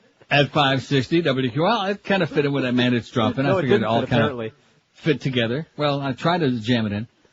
Anyway, getting back to, I don't want to read this whole thing because it's too long and it's got too many numbers and everything and put people to sleep. But Robert Perry says, while that was the tone, which I just read before about how Bush should want to get over it, of coverage in these leading news outlets, it's still a bit jarring to go outside the articles and read the actual results of the statewide review of the 175,010 disputed ballots. Full review favors Gore. The Washington Post said in a box on page 10, showing that under all standards applied to the ballots, Gore came out on top. The New York Times graphic revealed the same outcome. Earlier, less comprehensive ballot studies by the Miami Herald, the Unctuous Herald, and USA Today had found that Bush and Gore split the 4 categories of disputed ballots depending on what standard was applied to assessing the ballots, punched through chads, hanging chads, etc. Bush won under 2 standards and Gore under 2. The new Fuller study found that Gore won regardless of which standard was applied, and even when varying county judgments were factored in. Counting fully punched chads and limited marks on optical ballots, Gore won by 115 votes. With any dimple or optical mark, Gore won by 107 votes. With one corner of a chad detached from any optical mark, Gore won by 60 votes. Applying the standard set by each county, Gore won by 171 votes. The core finding of Gore's Florida victory in the unofficial ballot might surprise many readers who skimmed only the headlines and the top paragraphs of the articles. The headlines and leads highlighted hypothetical partial recounts that supposedly favored Bush. Buried deeper in the stories or referenced in subheads was the fact that the new recount determined that Gore was the winner statewide, even ignoring the butterfly ballot and other irregularities that cost him thousands of votes. I just mentioned that in passing for anybody out there who really believes that George W. Bush won that election. Stop whining already. Yeah. Anyway, here's facts. And this is interesting because I guess I watched 2 of these movies already from our earlier movie shows last year. Yeah. Or whenever the hell we did them, early in the summer. You were asking for one obscure movie you think everyone should see. Well, my 3 are, that's okay, Randy, because they're The Way of the Gun, which is good. Sexy Beast, which I have sitting in my other room there, but I haven't watched yet. Is that good? I don't know. And Brother. They make a hell of a sewing machine. And a hell of a fax machine. I got one sitting, I got my Brother sitting over here, and I got my Sexy Beast in the other room. What more could you want? And you got your Sexy Beast hanging around there. Yeah, he's sexy. Got teats. So that's what the DJV, whoever he is, says. Thank you. So I put those 3 on there. Might as well. We're not getting any other ones for that list, right? Plus, we better start building that list now, because at noon, you know where they're all going to go. For about 5 minutes, and then they're going to say, hey, he's lying through his teeth and feeding us the same old bull crap. They'll come back. But they'll probably, a lot of them take a little taste. Well, Rush is back today. We got to see what Rush is saying. Huh? What kind of pills he's popping? Bon appetit. Who do you think was responsible for the assassination of JFK? 368 vote. The military-industrial complex 104. CIA 72. The Mafia 46. Don't know and don't care. About 30, man. Lee Harvey Oswald 26. Don't have a clue 25. I'm a young punk. What do I know? 23. Lyndon Johnson 22. And Castro's got 20. Oh, speaking of Castro, here's Little Havana. What a nice segue. Hello. What about Helter Skelter? What about it? You think Charles Manson did it? Oh, you mean the movie? Yeah, right? You never know, right? Yeah, you never know. All right. Bye. Okay, thank you. That is a good movie. He's right. You seen it? Yeah. All right, well, but that's perfect for this list. You want to know why? Why? Because it's fairly obscure. Not real obscure, but fairly obscure. It's not something like if you were listing your 100 favorite movies, somebody would say, oh, Helter Skelter. It's right up there, right? Right. That's a perfect, and that so rarely happens when we do these things, you know? Because somebody's going to call and say, oh, what about Gone with the Wind? What about Mutiny on the Bounty? What about The Godfather? Mutiny on the Counter. The story of Wolfies. 5670560. You ever see that, Mutiny at the Counter? All the time. I live in Hollywood. Shecky Patterson's in it. 5670560, pound 5. Oh, by the way, Boca Brian, thanks for my jingle book. I got it. Came in your mail. My jingle book. Story about all the jingles. Pam's and Pepper and Pepper Tanner. What? Not that Tanner. So there we go. You got Irreversible, Executive Action, The Way of the Gun, Sexy Beast Brother, and Helter Skelter. Here's a call from Coral Gables. Hello. Son of a bitch. Yeah, son of a bitch. Yeah, blow it out your ass. 5670560, pound 560 on the AT&T and Verizon wireless line. Here's Fort Lauderdale. Hello. Neil. Yes, sir. Hey, it's Brian. I got one for you. Okay, Brian. In the JFK thing, one of the hobos is Woody Harrelson's father. Really? Yeah. I'll be damned. It's a true story. Huh. Don't get choked up about it now. And another movie for you is Vanishing Point. I don't know if you know that one. That's the one, yeah. Where Very they had human. He's in the that? desert, driving around and, going crazy, and Cleavon Little's in it and stuff. All right. It's an obscure movie. Sounds like early 70s stuff, I'm going to go out and get it right now. Okay, buddy. Thanks a lot, Pally, and heal up real soon. See, he started mentioning blurting something out like that, and right away they started getting to him. You notice that? Military-industrial complex. The military-industrial complex probably put the hose through his door, just like in The Prisoner, Patrick McGowan. Remember that? Yep. He got back to London, and all of a sudden they stuck the whole hose to him. He got hosed. That was a good movie I saw this morning, but it's not the kind of movie our audience wants to see. I saw a little bit while I was sitting here babbling with you. I Want to Live with Susan Hayward. Oh, you ever see that? Yeah, I saw part of it. Enough. And what do you mean by that? She won an Oscar for that. I know, it's just, she got gassed, man. She got the gas. And she didn't even do it. And I find it kind of almost amusing at the end of the movie, they all get in the cars, they drive away, and here's the fun music. She just got gas. She didn't do it, baby. She didn't do it. And all the people who are against capital punishment would say, see, there's a good example. Poor Susan Hayward, she'd still be with us today if it weren't for that damn gas chamber. No, and the one interesting thing that I thought I saw was the whole thing with the gas chamber, the mechanism and the way they used to, do they still use that anywhere? The gas chamber? Yeah. I don't know. I don't think so. I think it's strictly lethal injection now. I mean, the electric chair was pretty damn brutal, man. You know. Speaking of that, it's not obscure, but sometimes they weren't like well fried, like popping something in the microwave and you have to put it back in again for another 45 seconds. They weren't really fried. They weren't well done. But with a gas chamber, they dropped the cylinder there in the water, and they show the whole long excruciating thing, and then it starts, the vapors, you know. She gets and you start like reaching in your nose like somebody I know. And then you start convulsing. Like that. So how's Ferrall doing? What time is his show on? I don't know, but I wish the hell we'd come back down to earth for a while, you know? Do you think that this new deal we got now is going to last for, how many days? No. man. Huh? You got the wrong attitude. Oh. No, we got the wrong management. That's what we got. It's the Mystery Morning Shows on QM. I see. It's the revolving share. 27 past 11 at 560 WQM. If your carpets look like hell, if they need cleaning, you know what to do by now. I hope and pray. Call my good, close personal friends at Dry Concepts for over 20 years. They've been making my carpets look just like brand new, and they'll do the same for you. And, of course, with the holidays coming up, there's never a better time than right now to have your carpets clean, eliminating the schmutz, oil, and germs that have settled deep into your carpets over the summer months. Dry Concepts sets the standard by which everybody else must follow, beautifying your home, leaving your carpet sparkling, clean, vibrant in color, soft to the touch, and smelling lemony fresh. They dry in just a couple of hours. You'll believe that somebody performed a miracle right on your floor. And don't forget, Dry Concepts does the same great work on your oriental rugs and drapery, on your upholstery, all of these things. So if you want a fantastic job on the floor at a guaranteed written price right up front, this is the place to call. They bring your carpets back to life just in time for the holidays, so call them toll-free, 1-800-248-5071. That's 1-800-248-5071. And you talk to our good friends at Dry Concepts, ask how you can save 15% on your next carpet cleaning, too. Don't forget, with Dry Concepts, you really can clean today, entertain tonight. 1-800-248-5071, or check them out on the web at dryconcepts.com. Live and local. This is Sports Radio 560 QAM. Over here.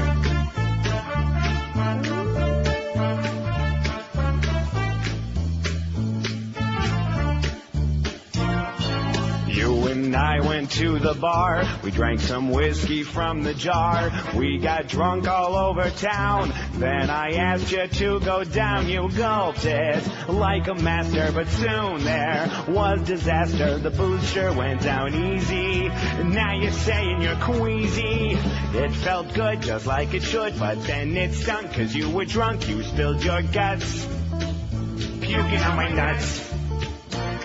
This drunken whore is really whack. I looked down to see her last snack had come right back, puking on my sack. Roy!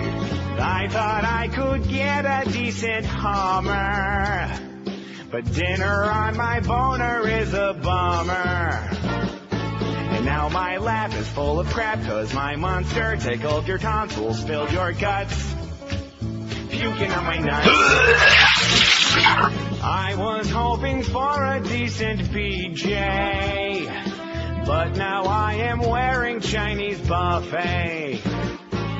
All my moans were getting louder, now my laugh looks like clam chowder, nasty slut, puking on my nuts.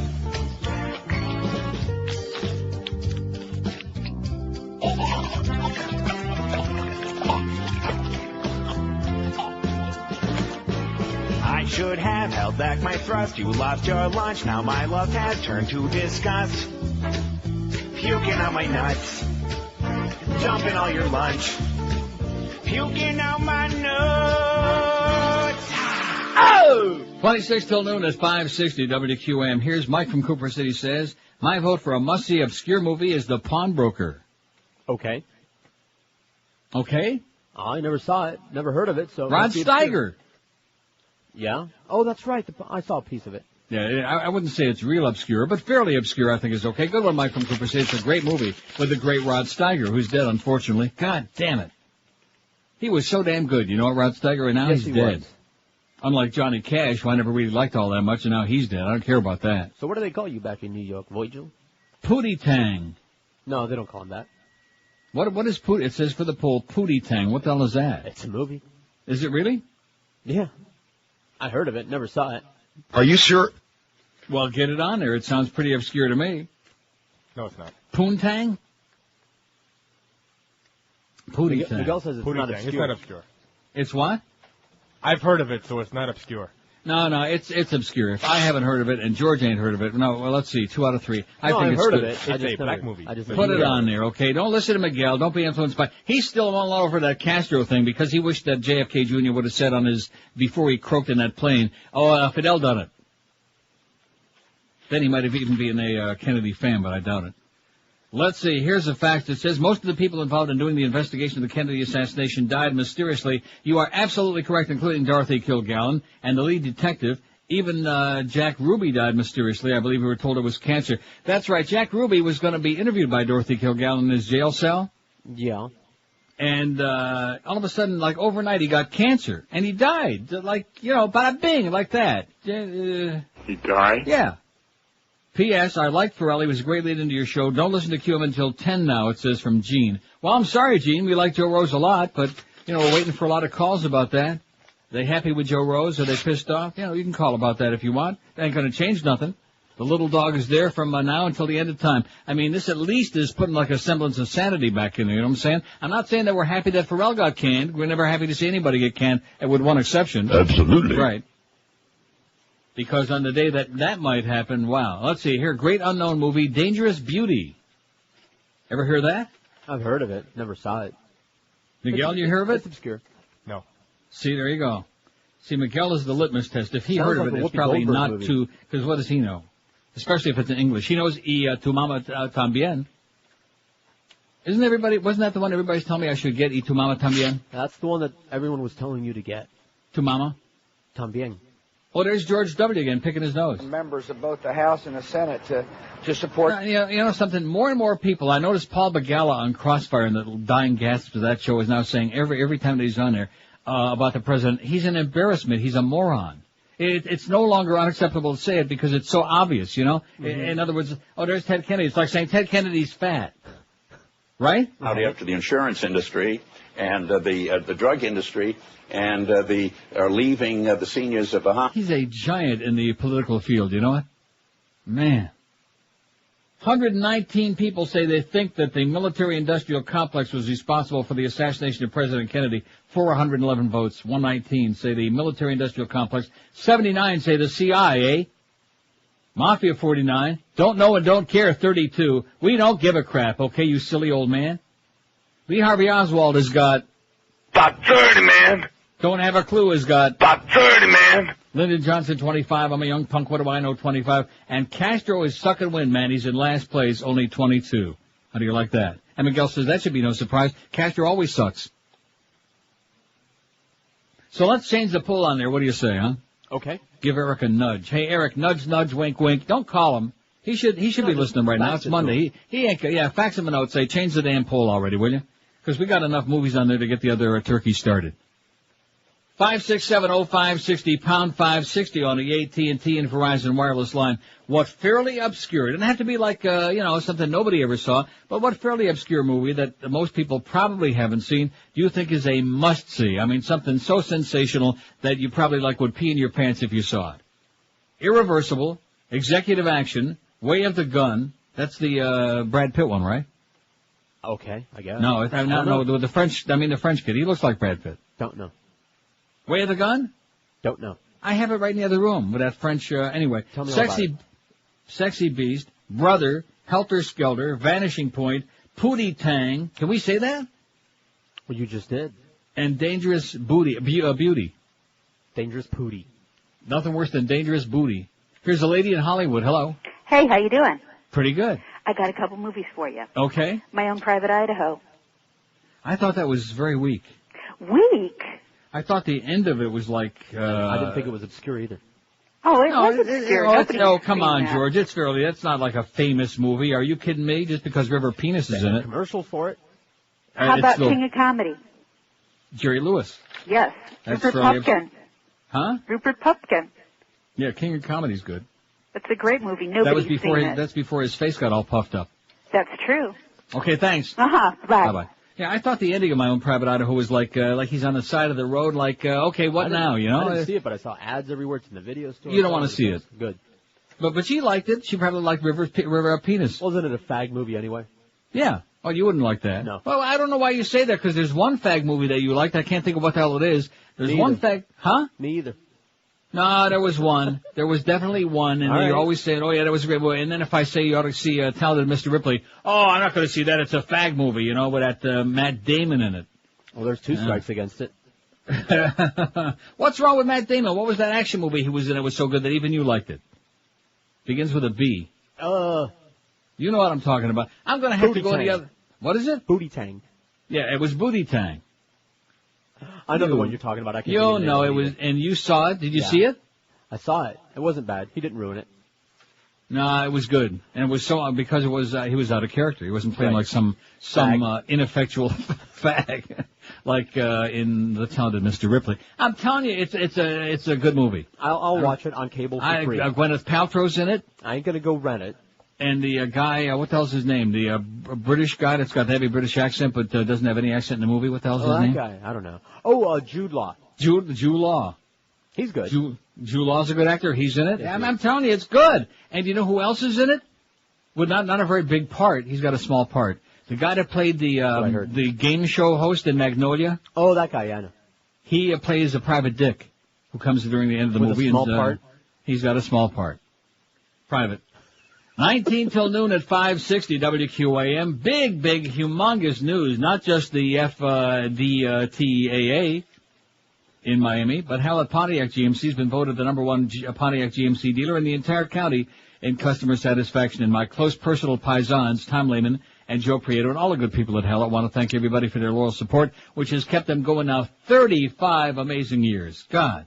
Just think of all the other businesses that go out of business every week in Dade County. About 30, man. These people have been there 35 years. Stop by Hallett now and check out the Pontiac Vibe. Normally retails for over $20,000, but right now at Hallett you can buy it fully loaded for $16,500 plus tax and tag. Hallett's your truck headquarters with over 300 to choose from, including the Yukon, the Yukon XL, and coming soon, the new Envoy XUV, the most unique, the most amazing SUV on the market today. And, of course, don't forget about those great Neil deals that wait for you every day at Hallett Pontiac GMC, because they're obsessed with me in this show. They love me like you wouldn't believe. You'll find them at 13401 South Dixie Highway. That's US 1 across from the Falls. Open every day, 7 days a week. If you want more info on those special Neil deals, call the Neil Rogers Neil Deal Hotline. Say it again. Say, oh, God. Toll free at 1-888-534-4211. That's 1-888-534-4211. Keep in mind, all offers subject to credit approval. See our friends at Hallett for all the tales. Hallett Pontiac GMC, who are professional grade. Live and local. We're Sports Radio 560 QAM. Snatch. Grab my junior, honey. Verdict reached in the John Muhammad trial. To be announced momentarily. Stand by. Sniper Muhammad, charged with a felony. Shot lots of people in suburban D.C. Sniper Muhammad, his trial set to start. He had people jumpy when they heard a bark. Monday morning went to get some ammo. Tuesday he goes shooting with his son. Wednesday they get busted by the police. They found the gun. Sniper Muhammad, part of a psychopath. And we won't be happy till he's in the chair. Oi! 8 or 9 minutes, we're going to get the verdict. They're going to be reading it. You ready? You got yourself strapped in? Yeah. Okay, well, let's strap them both in. We're only getting the John Muhammad one first, because the trials are like simultaneous, side by each, but not together. Hey, don't forget. 444, that's the final total on our first poll today. The new one is up. Who do you think was responsible for the assassination of President Kennedy? The military-industrial complex, 126. The CIA, 88. Mafia, 54. Don't know and don't care, 33. Don't have a clue, 33. Maybe they can elope. Lee Harvey Oswald, 31. Castro, 27. He's moving up. Incredible. I'm a young punk. What do I know, 27. And Lyndon Johnson, 25. And, of course, he's dead. Movie, Very Bad Things. Oh, The Bourne Identity is the one with Matt Damon? Okay. That's a good movie. Okay. See, so just because Matt Damon's in it, don't automatically say, oh, well, I'm not going to watch that. I'll watch it. Talented Mr. Ripley is good. It's enjoyable. It's got like twists and turns, and okay. You'd enjoy it. I'm telling you, even in spite of yourself. I'll watch it for free on cable when it comes around. 56705. No, you won't. Pound 560 on the AT&T line. Well, let's see. Now, who the hell voted for Sexy Beast? You didn't vote for that, did you? No, not me. Oh, I didn't know it was up there already. Yeah, because I voted for Executive Action. So somebody sneaked in there with a vote. Maybe Miguel voted for Sexy Beast. He was always fond of the Beast. Dangerous Beauty's on there twice. Or maybe, you know what? Probably Clarence voted for Sexy Beast. Oh, yeah, why is Dangerous Beauty on there twice to Eric? Eric's under a lot of stress, under a lot of pressure. He's bursting at the seams. Here's a call from Hialeah. Hello. Hey, Neil. Yes, sir. One of the movies I have for you, I honestly don't remember the full title, but it was Love and Hate in Paris. It was with Marlon Brando and Maria Scheider. And that's the movie that made Jack Valente start the rating systems.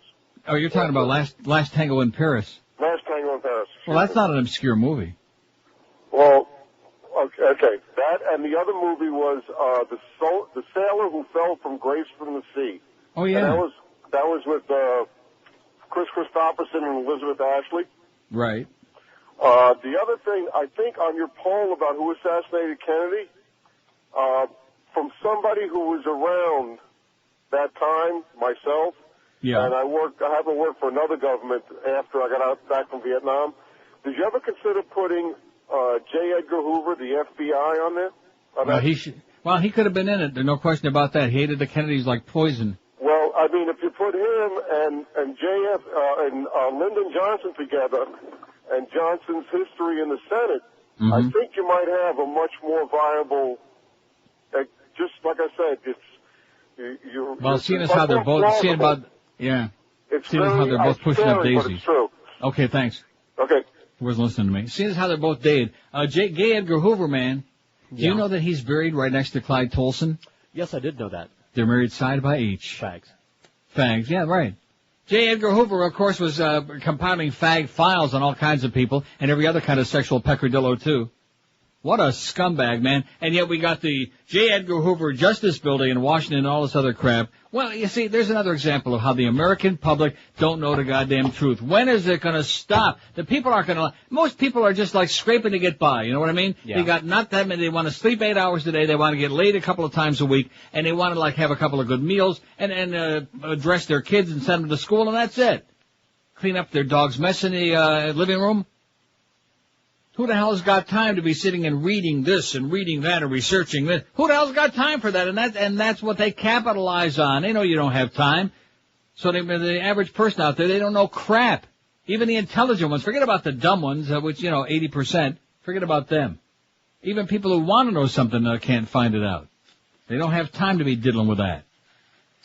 J. Edgar Hoover, my ass. That they were fixing the races for him and Clyde every time you go to the racetrack and I'd sure like to have a deal like that. Maybe I can call Dick Feinberg at Pompano Park, right. and every ticket that I have on a losing horse, they'll refund my money. Right. Do you know that? Uh-huh.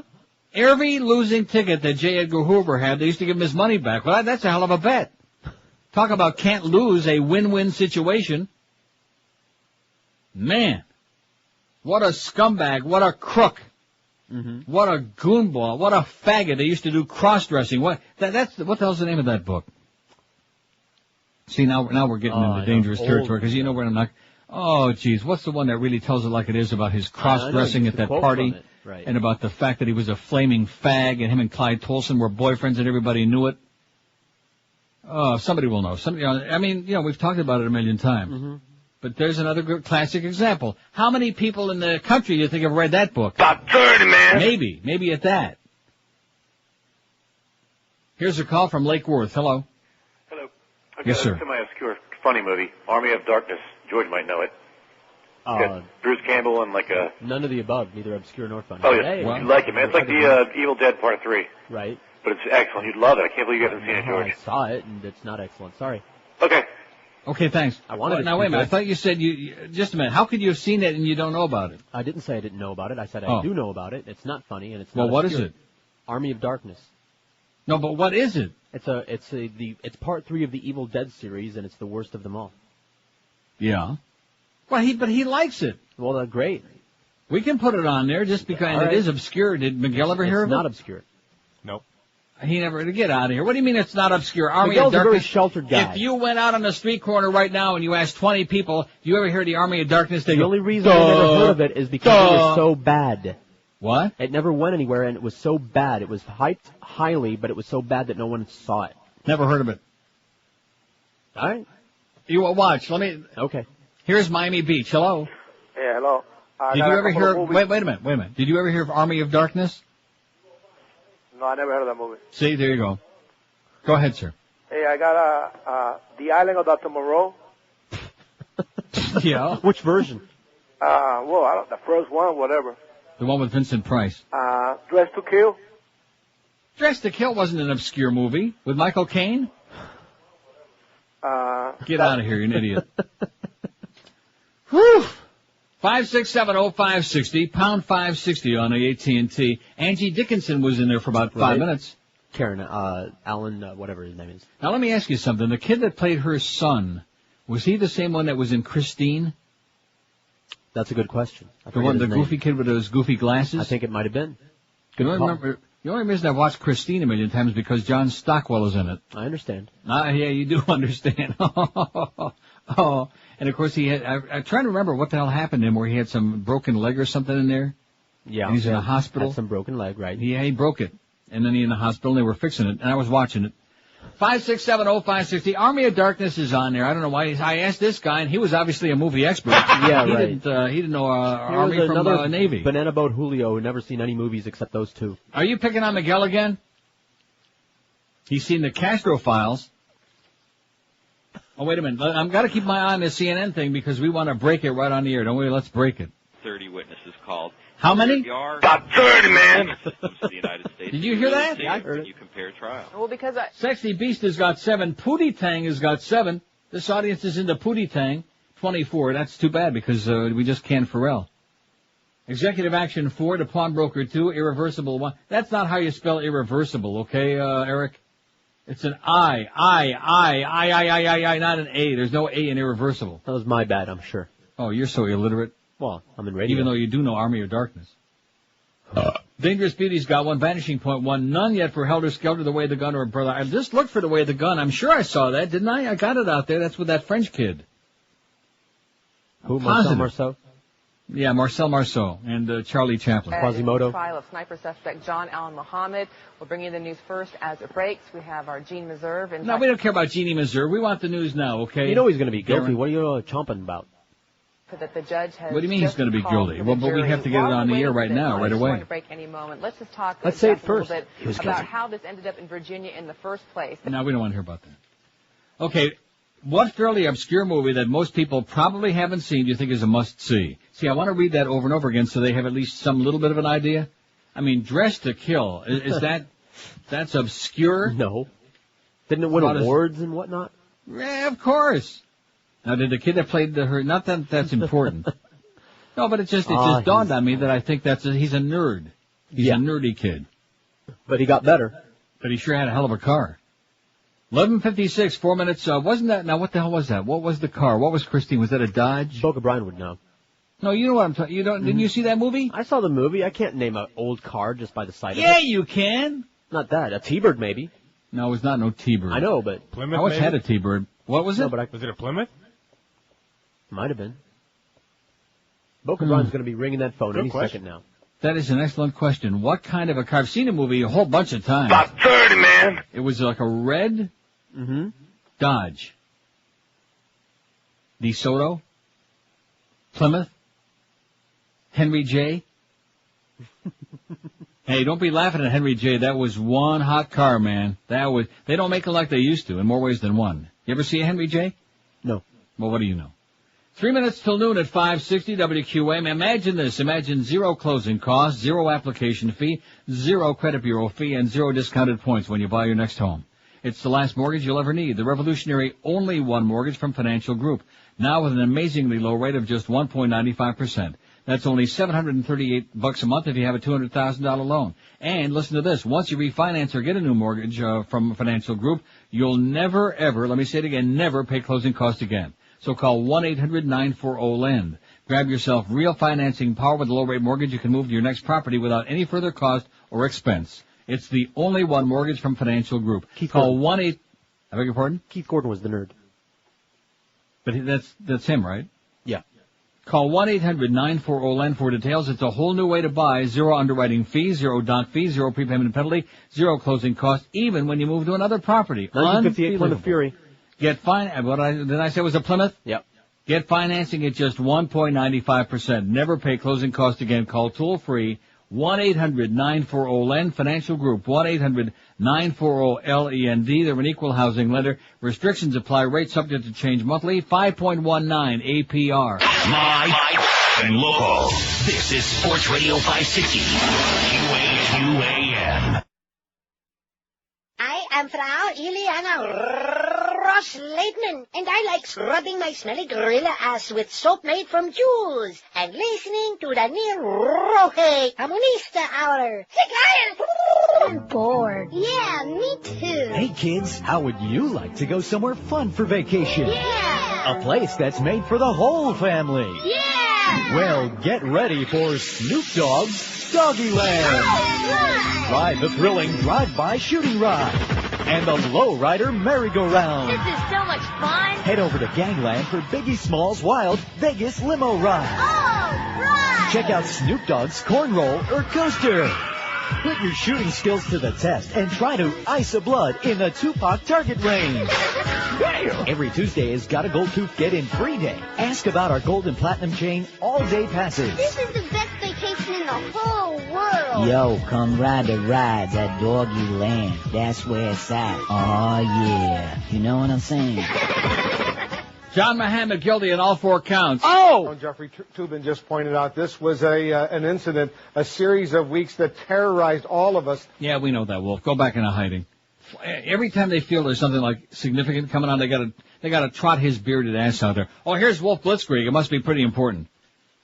Larry the Appraiser says, obscure movie, Things to Do in Denver When You're Dead. Okay. I think it starred Brian Greasy, didn't it? Oh. Things to Do in Denver When You're Dead. Well, put it on there. I have no idea what that is. I've heard of it. The gods must be crazy. Well, you know, that's the kind of... Now, that movie was on like at the, in the Grove. What the hell's that theater in the Grove? Parker Playhouse? I don't know. Nah, one of those. What do they show, the artsy-fartsy stuff? For like 7 years in a row. We'll put it on there. Fairly obscure. I don't think most people have seen it. Guys must be crazy. Even though they ran it for like 100 years in a row. Coke bottle. It was at the what? The movie with the Coke bottle falling from the sky. Oh. Oh, you actually saw it? Yeah. Well, maybe we shouldn't put it on there, but we will anyway. We got to build that list, man. Especially now that we got rushes on, baby. Let's rush to the radio. Come on. Let's pop a few, Rush. Pootie Tang 14, Sexy Beast 8. I got that sitting right in my pile of DVDs. Executive Action 7, Vanishing Point 5, The Pawnbroker with the Great Rod Steiger 3. Irreversible's got a pair. Dangerous Beauty 1, Helter Skelter 1, None Yet for the Way of the Gun, or Brother, out of 41 votes. Here's a call from Miami. Hello. Neil, an Yes, sir. excellent obscure movie that came out in the early 70s, starring Burt Lancaster and Elaine Delon, was called Scorpio, and it was about the CIA, or an intelligence organization, where Burt Lancaster and Elaine Delon were supposed to do a last mission together, and then Elaine Delon was supposed to assassinate Burt Lancaster. Right.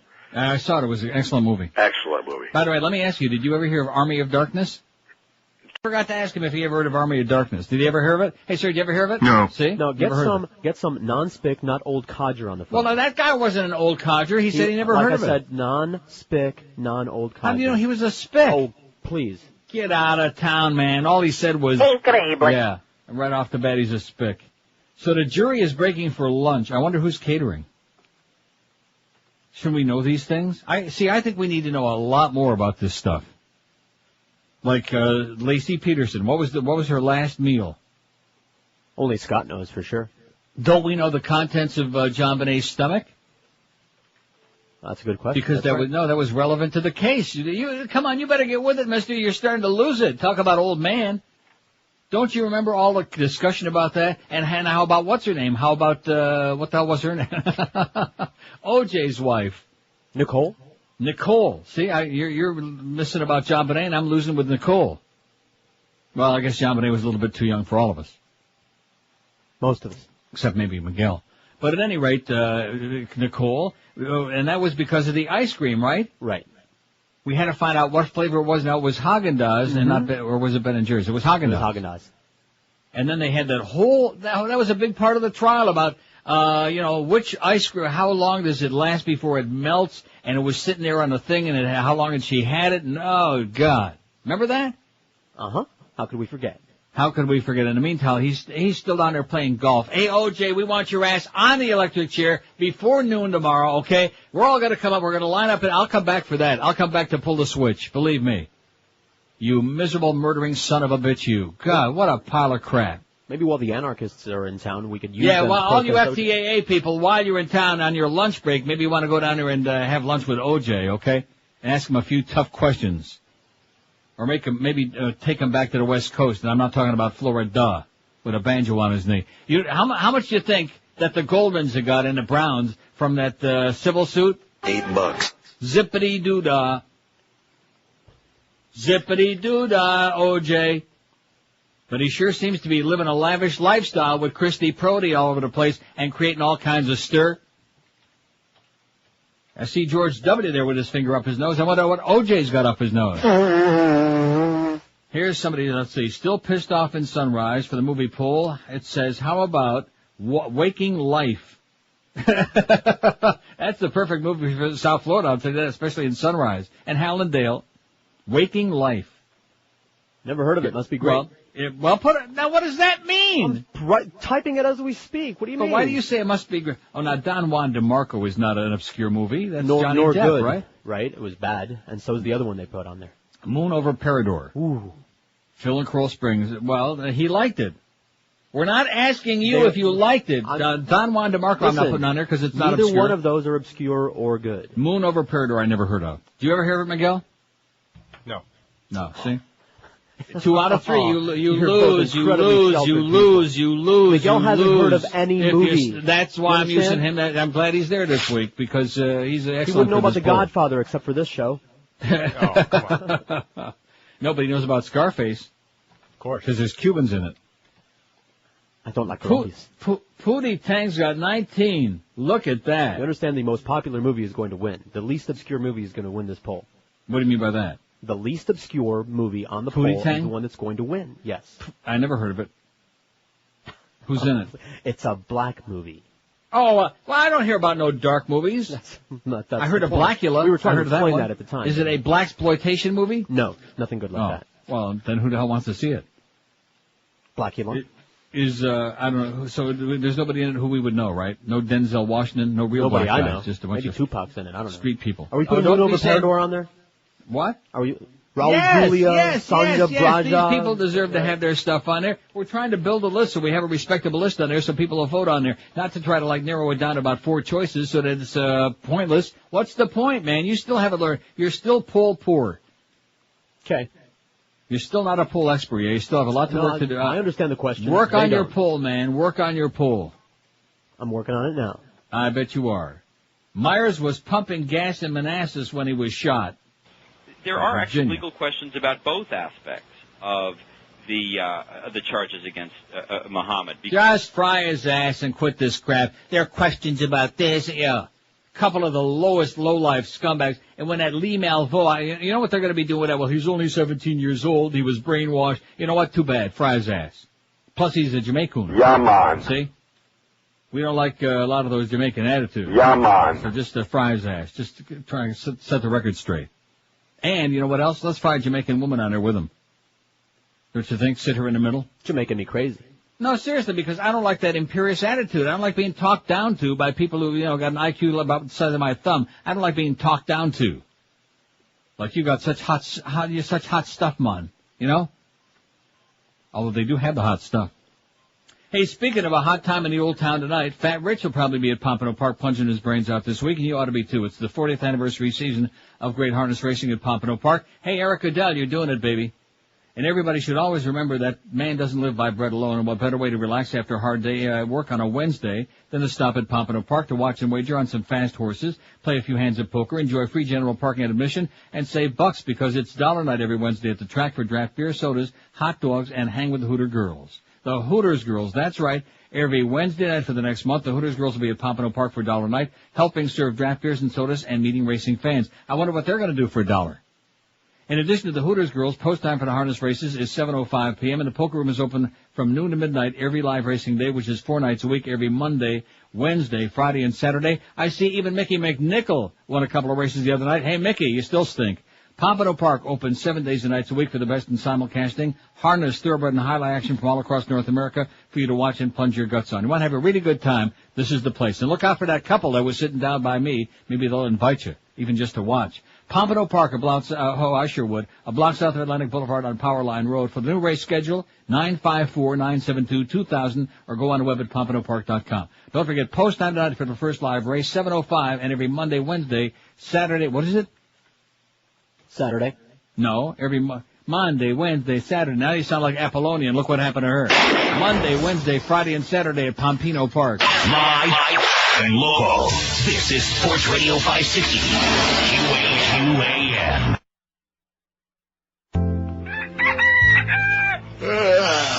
Martha, I can't get up. What do you mean? Well, the older I'm getting, the tougher it is to climb out of bed and start the day. George doesn't know it, but this morning he's getting Prune Tang, a brand new breakfast drink that'll get him up and active before he knows it. Here, honey, drink this. Not bad. Tastes like cranberry juice and tuna. I'm feeling good. I feel like I could move a mountain. Come here, you little muffin. Oh, George. Don't let age get you down. Try the new breakfast drink sweeping the rest homes of America. New Prune Tang.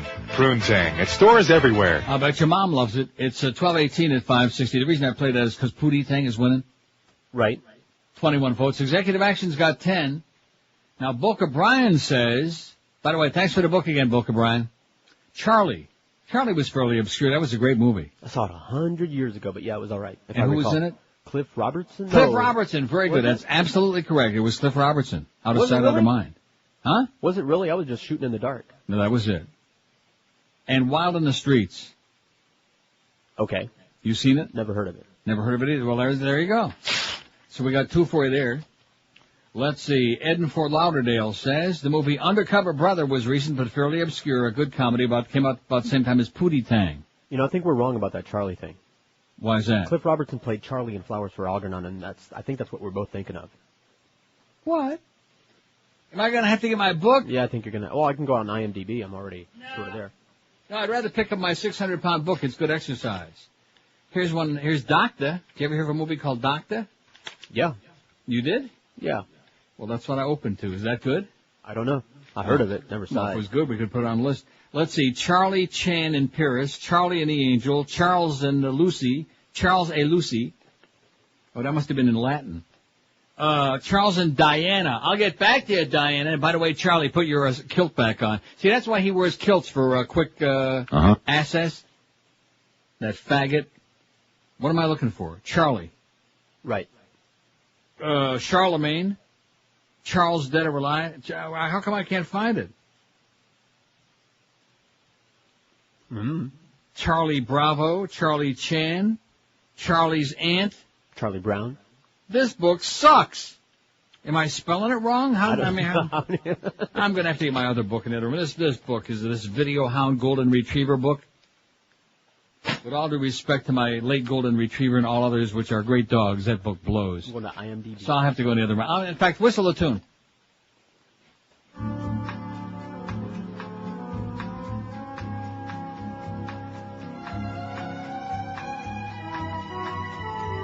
wonder what year it was.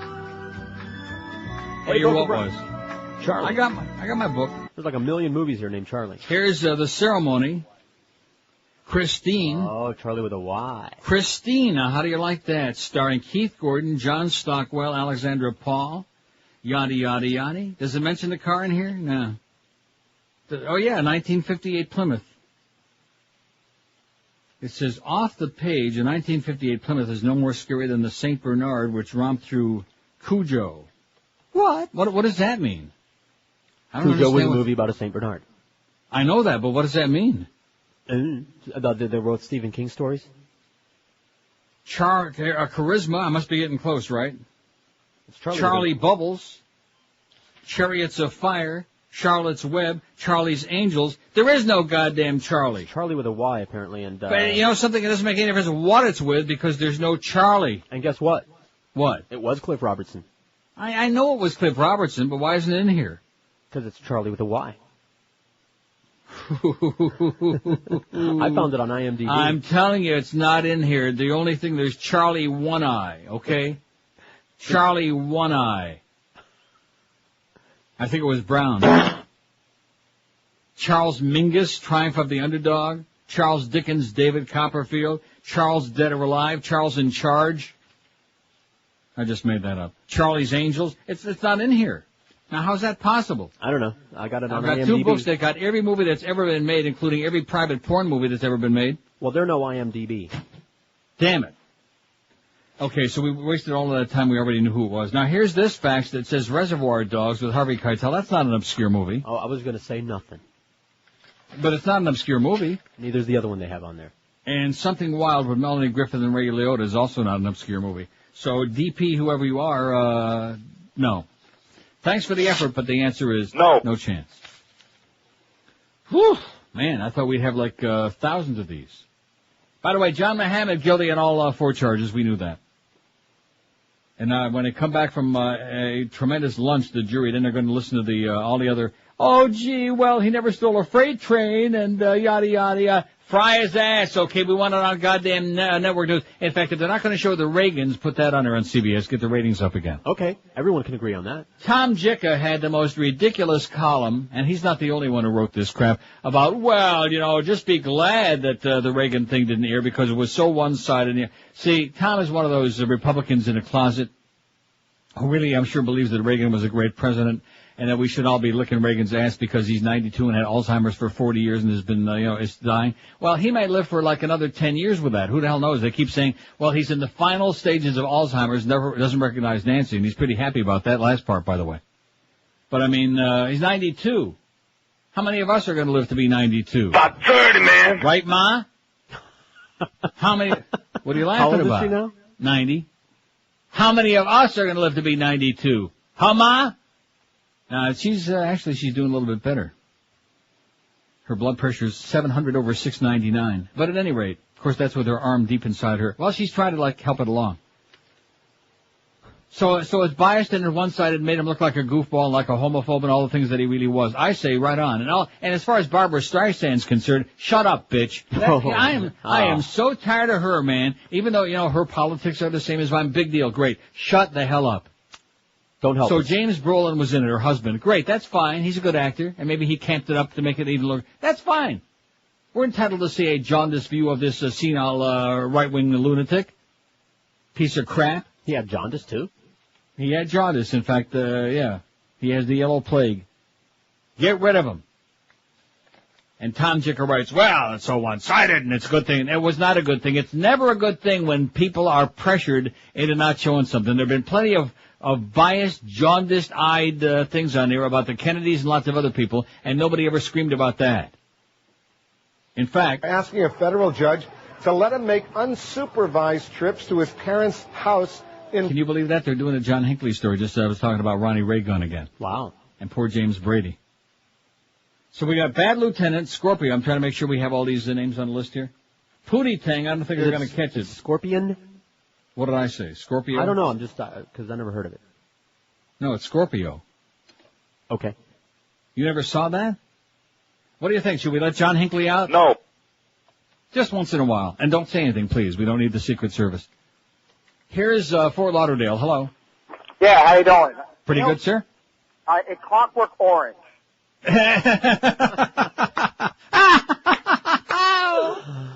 I needed a real good laugh in the middle of my Monday. Always good to start out the week with a real good chuckle. Yeah, Clockwork Orange is pretty obscure, right? Yes. Yeah. What the hell was that all about? Man, that sounded like Reverend Schwartz or somebody. I don't know who the hell that was. Some idiot. Yeah, Clockwork Orange is pretty obscure. I got another good one, too. Yeah. You ready? I'm ready. Strap yourself in. I'm locked. Song of the South. My, oh my. They're never going to see that, though, are they? No, they're not. Although, I know someone who has a pirate copy. Bootleg copy? Oh, no, well, we can't do that. Don't be doing that. I'm going to distribute it. 27 past noon at 560. Remus! Remus! Remus. I bet you Remus sleeps on a dollar mattress. You know, the mattress industry is full of phony claims and shell games, but those of us who are smart, like Fredo, we sleep on a mattress and dollar mattress. Even George is doing it, and Miguel. Look at this. This is 3 for 3. We're batting 1,000. All three of us are sleeping on a mattress and dollar mattress. Bill O'Brien's sleeping on one. Even Fat Boy's sleeping on like an extra king and queen sewn together.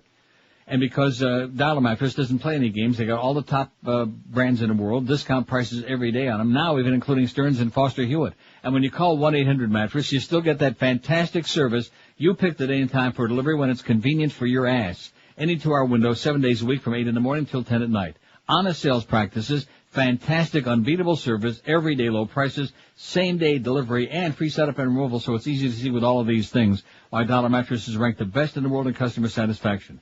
So don't get sucked in by those ads in the bedding and furniture stores because they can't match, even come close to the great deal you get all the way around from Dollar Mattress. If the old mattress is lumpy and bumpy and worn out, do yourself and your back a big favor. Get a great night's sleep for years to come the smart, the inexpensive way by calling Dollar Mattress. 1-800-MATTRESS, 1-800-MATTRES, or online it's mattress.com. Live and local. This is 560. The radio's all yours. QAM. In Miami town at 560 WQAM.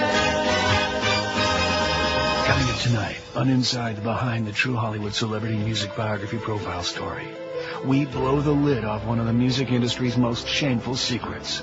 What really went on at C&C Music Factory. Oh man, it was brutal. An abused assembly line employee, whom we'll call simply Herbie, remembers the working conditions at C&C Music Factory. Every 2 seconds, that horrible woman's voice comes over the PA. And believe me, we were supposed to get moving or she'd hand us our on a platter. Workers at C&C Music Factory were expected to pump out 120 beats per minute, 11 hours a day, until someone came up with a hit song. Noreen Payne was the shrill, demanding voice which drove them on. Those little bastards! All they did was complain. But Noreen has deep regrets about the way the workers were treated. But the aptly titled Gonna Make You Sweat was not the only hit that C&C Music Factory produced. Things that make you go, Oh, that piece of shit. My best friend had to die to make that crappy song. Herbie recalls the day Things That Make You Go, was produced. Poor little Sammy. He got caught in a sampling loop on the synthesizer belt and there was blood everywhere. He was a simple man. He just wanted to buy food and clothing for his wife and their 14 disabled children. Oh, God. I hope you're happy out there, knowing a good man died so you could listen to a goddamn song. You bastards! Oh! The C&C Music Factory. People getting paid next to nothing to churn out a useless piece of crap. Not that different from your job, really, is it? It's a big, juicy, sopping wet look at show business tonight on Inside the Behind. Yeah, you can say that again. 12:33 at 560. You know, I don't know if you recall when John Hinckley, probably not, when they had these sanity hearings to see if he could be tried like as a sane person. I remember the event. Do you know how they knew he was crazy? I give up. He had the hots for Jodie Foster. That's right. It was old then. That's right, for that old dyke. Anyway, here's a couple of good facts, I think. Must-see obscure movies. The Magic Christian with Peter Sellers and Ringo Starr. Never heard of it. Me either. Boy, where's that? Where can I get it? Let's find The Magic Christian. You give him a dirty look and poof, he just disappears. Wouldn't that be great? And Putney Swope. I've heard of that, but I never. It's great satire of the advertising business, starring nobody I ever heard of at the time nor can remember now. Nice job, Mike W. And also Jerry in Bonita Springs is always a good faxer, says. And I actually heard of this movie. I didn't see it. I'd like to suggest The Swimmer, a very obscure movie released in '68, starred Burt Lancaster and Janice Rule, directed by Sidney Pollack and Frank Perry. I didn't think it was obscure. I never saw it. Come on. The Swimmer? It's on cable all the time. Did you ever see it, Miguel? Why are you asking him? He hasn't seen anything. Well, that's the idea. It was from a short story by John Cheever, who was probably kin to Jerry Cheevers, used to be a goalie for the Rochester Amerks and the Toronto Maple Leafs. The only reason I saw this film is because it was the second feature with Wait Until Dark at a drive-in theater. It's about an insane man, Lancaster, swimming home through all the swimming pools in his county and all the people he meets along the way. A fabulous movie, says Jerry. It's fabulous. I heard it was good. The Swimmer with Burt Lancaster, It's who was on a there. great actor, and now he's dead. Damn it! Jesus, when is it going to stop already? You know what? Well, let's see. Guilty on all 4 counts. Great mom, great wife, great sister. She helped so many people. Oh, well, we don't want to hear all this song and a dance. I mean, what is that? You know, about the people that he killed and all this stuff? That's wonderful. We know it's sad and tragic, and they were great, but they're still dead. You know, well, what is that? That's news? You know, this is something that's happened in the last, since the advent of like CNN and MSNBC and Fox and ESPN, all the news and sports channels now, everybody's got a microphone stuck in their puss. You notice that? Yeah. I mean, years ago, they would play a ball game, no matter baseball, hockey game, football, and that would be it. You know, and then you'd see like some highlights later on the sportscast on the news. Now, because they got all these hours to fill up, everybody, right after the game, okay, here's the coach, here's a couple of the players, and they're sitting down there like, and they got the big microphones. Well, what is that? Tennis players, you know. Well, I thought I had a really good forehand there. In fact, that's what Bush said in that nose-picking story. I had a good forehand. Well, what is that all about? Everybody's got a forum now, you know? Too much bullcrap. Pootie Tang has got 26 votes. What fairly obscure movie that most people probably haven't seen do you think is a must-see? Pootie Tang, 26. Executive Action, 11. This is a good week to get executive action because it's going to be the 40th anniversary Saturday of the assassination of President Kennedy, November 22nd. Helter, also Burt Lancaster.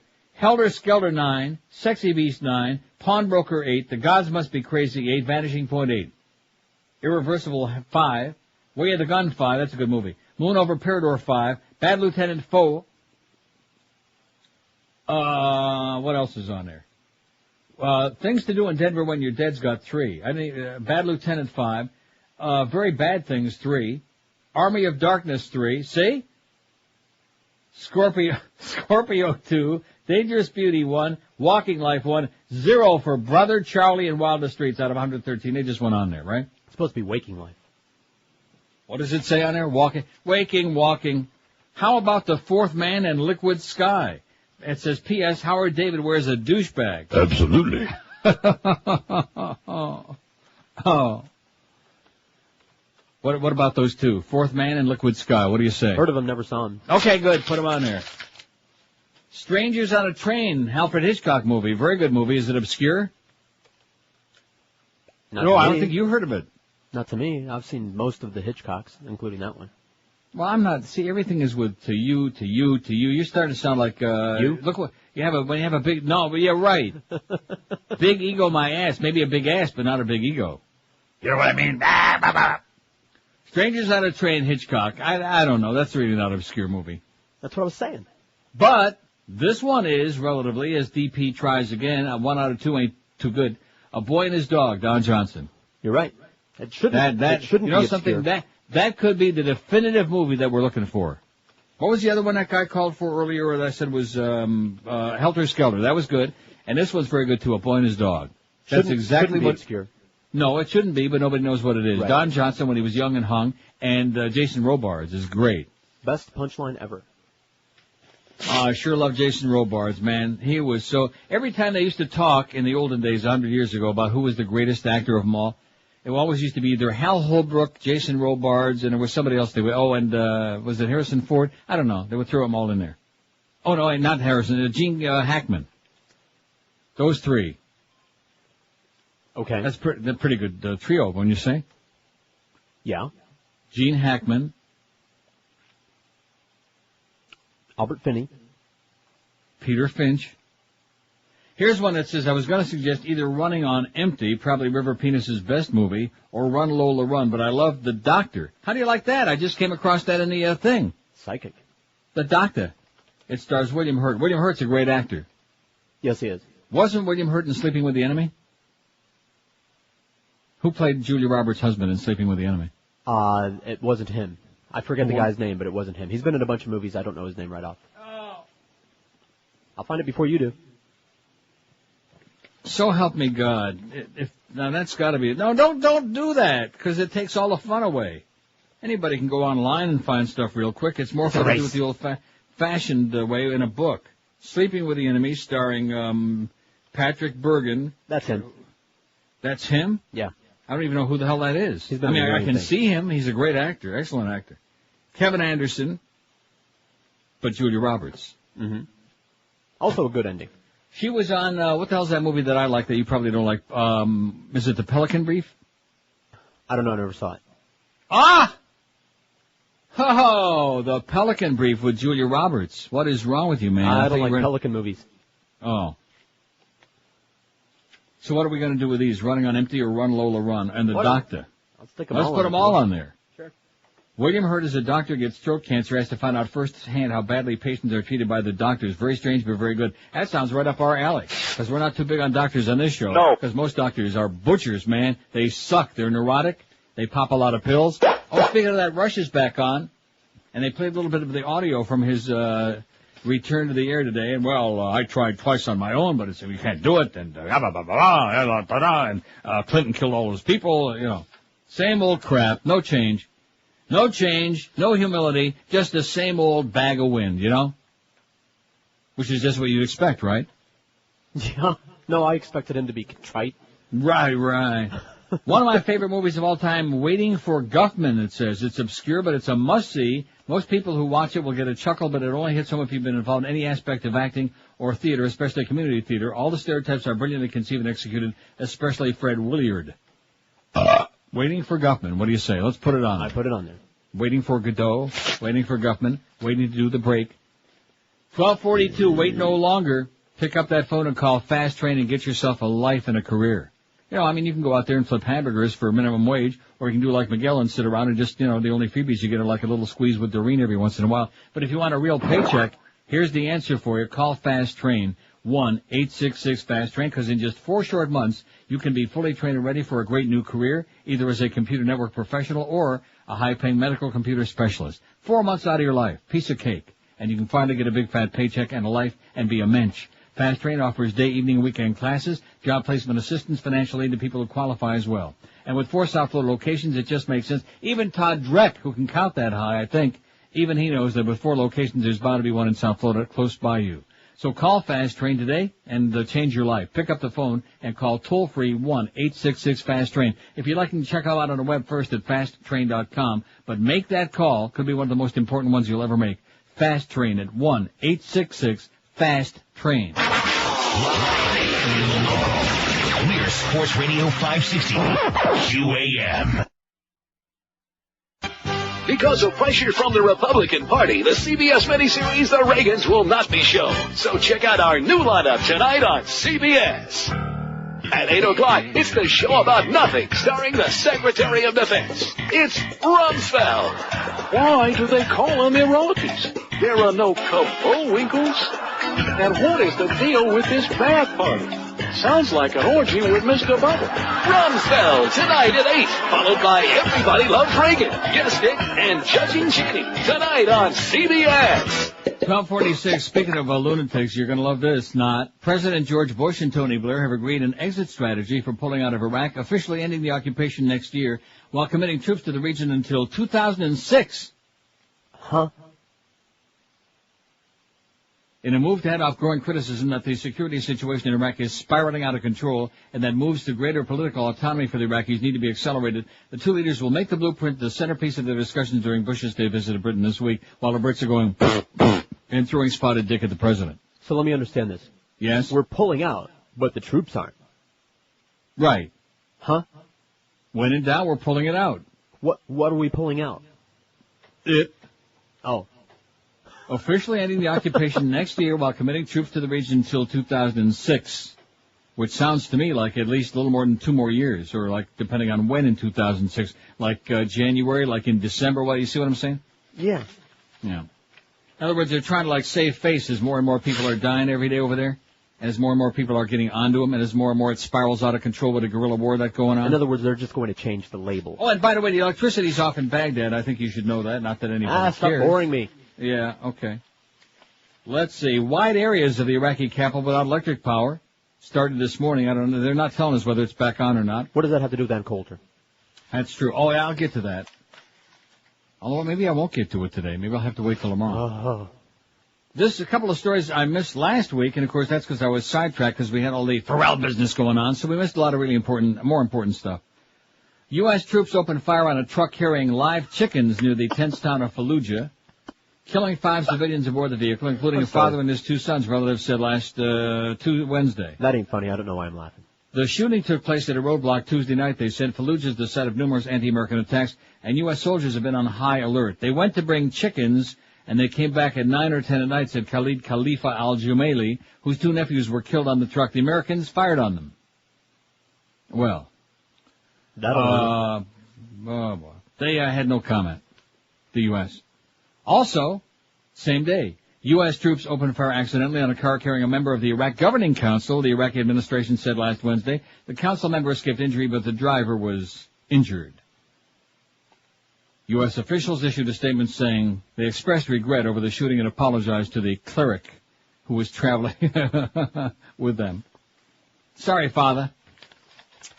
So there you go. That other thing about the Bush and Blair comes from the Guardian Unlimited, from the Brit papers. Okay, getting back to the movies. Here's a fax that says, how about Breaker Morant? What? Yeah. Great classic movie about the Boer War and a political incident. An Australian movie with worldwide distribution on my personal top 10. Never heard of it, did you? Yeah, I saw it. Was it good? It was good, although a little bit slow-paced, if you know what I mean. They liked it. Breaker Morant. And also, it says, are you sure Army of Darkness is not Heart of Darkness? Are you sure? Huh? I'm sure we were having a discussion with the guy. He seemed pretty clear on which one it was. He seemed pretty sure. In fact, all the people who said they haven't heard about Army of Darkness did not say Heart of Darkness. So, let's see. Bill the One Doesn't Hate George in Fort Lauderdale says, in order to correctly interpret the results at the conclusion of this poll, the winning movie would not be the one with the most votes, but rather the one with the least. It stands to reason that the more votes a movie receives, the less obscure. No, see, Bill, let me draw you a diaphragm, okay? We're not asking which of these movies is the most obscure. We're asking which fairly obscure movie did you like the best, was like a must-see, highly recommend. You got it now, Bill? No. Okay, we'll work on it. Send him over a telegram. Oh, this thing is getting me pissed off, because how do I change my home page back? That's one thing I don't know how to do. Go to options. Go to options where? Wait a minute. Options? Where the hell do I see options? Are you crazy? Hang on, I'll guide you through it. We can do this on the air. It'll be fun. Okay, well, I got to get it done now. I don't want to look at this thing. Tools. Mind your own business. Internet options. Yeah. And then it's right there, homepage. Just type in what you want it to be. Okay.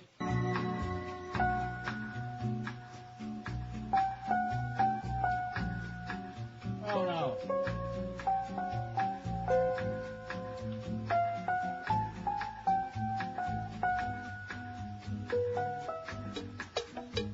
Okay, thanks. All right.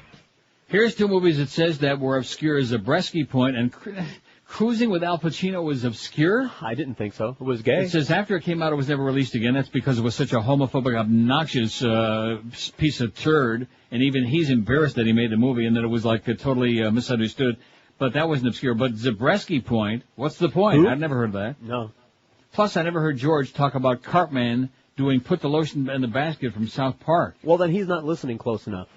Yeah. It puts the lotion in the basket. Oh, let me taste your tears, Scott.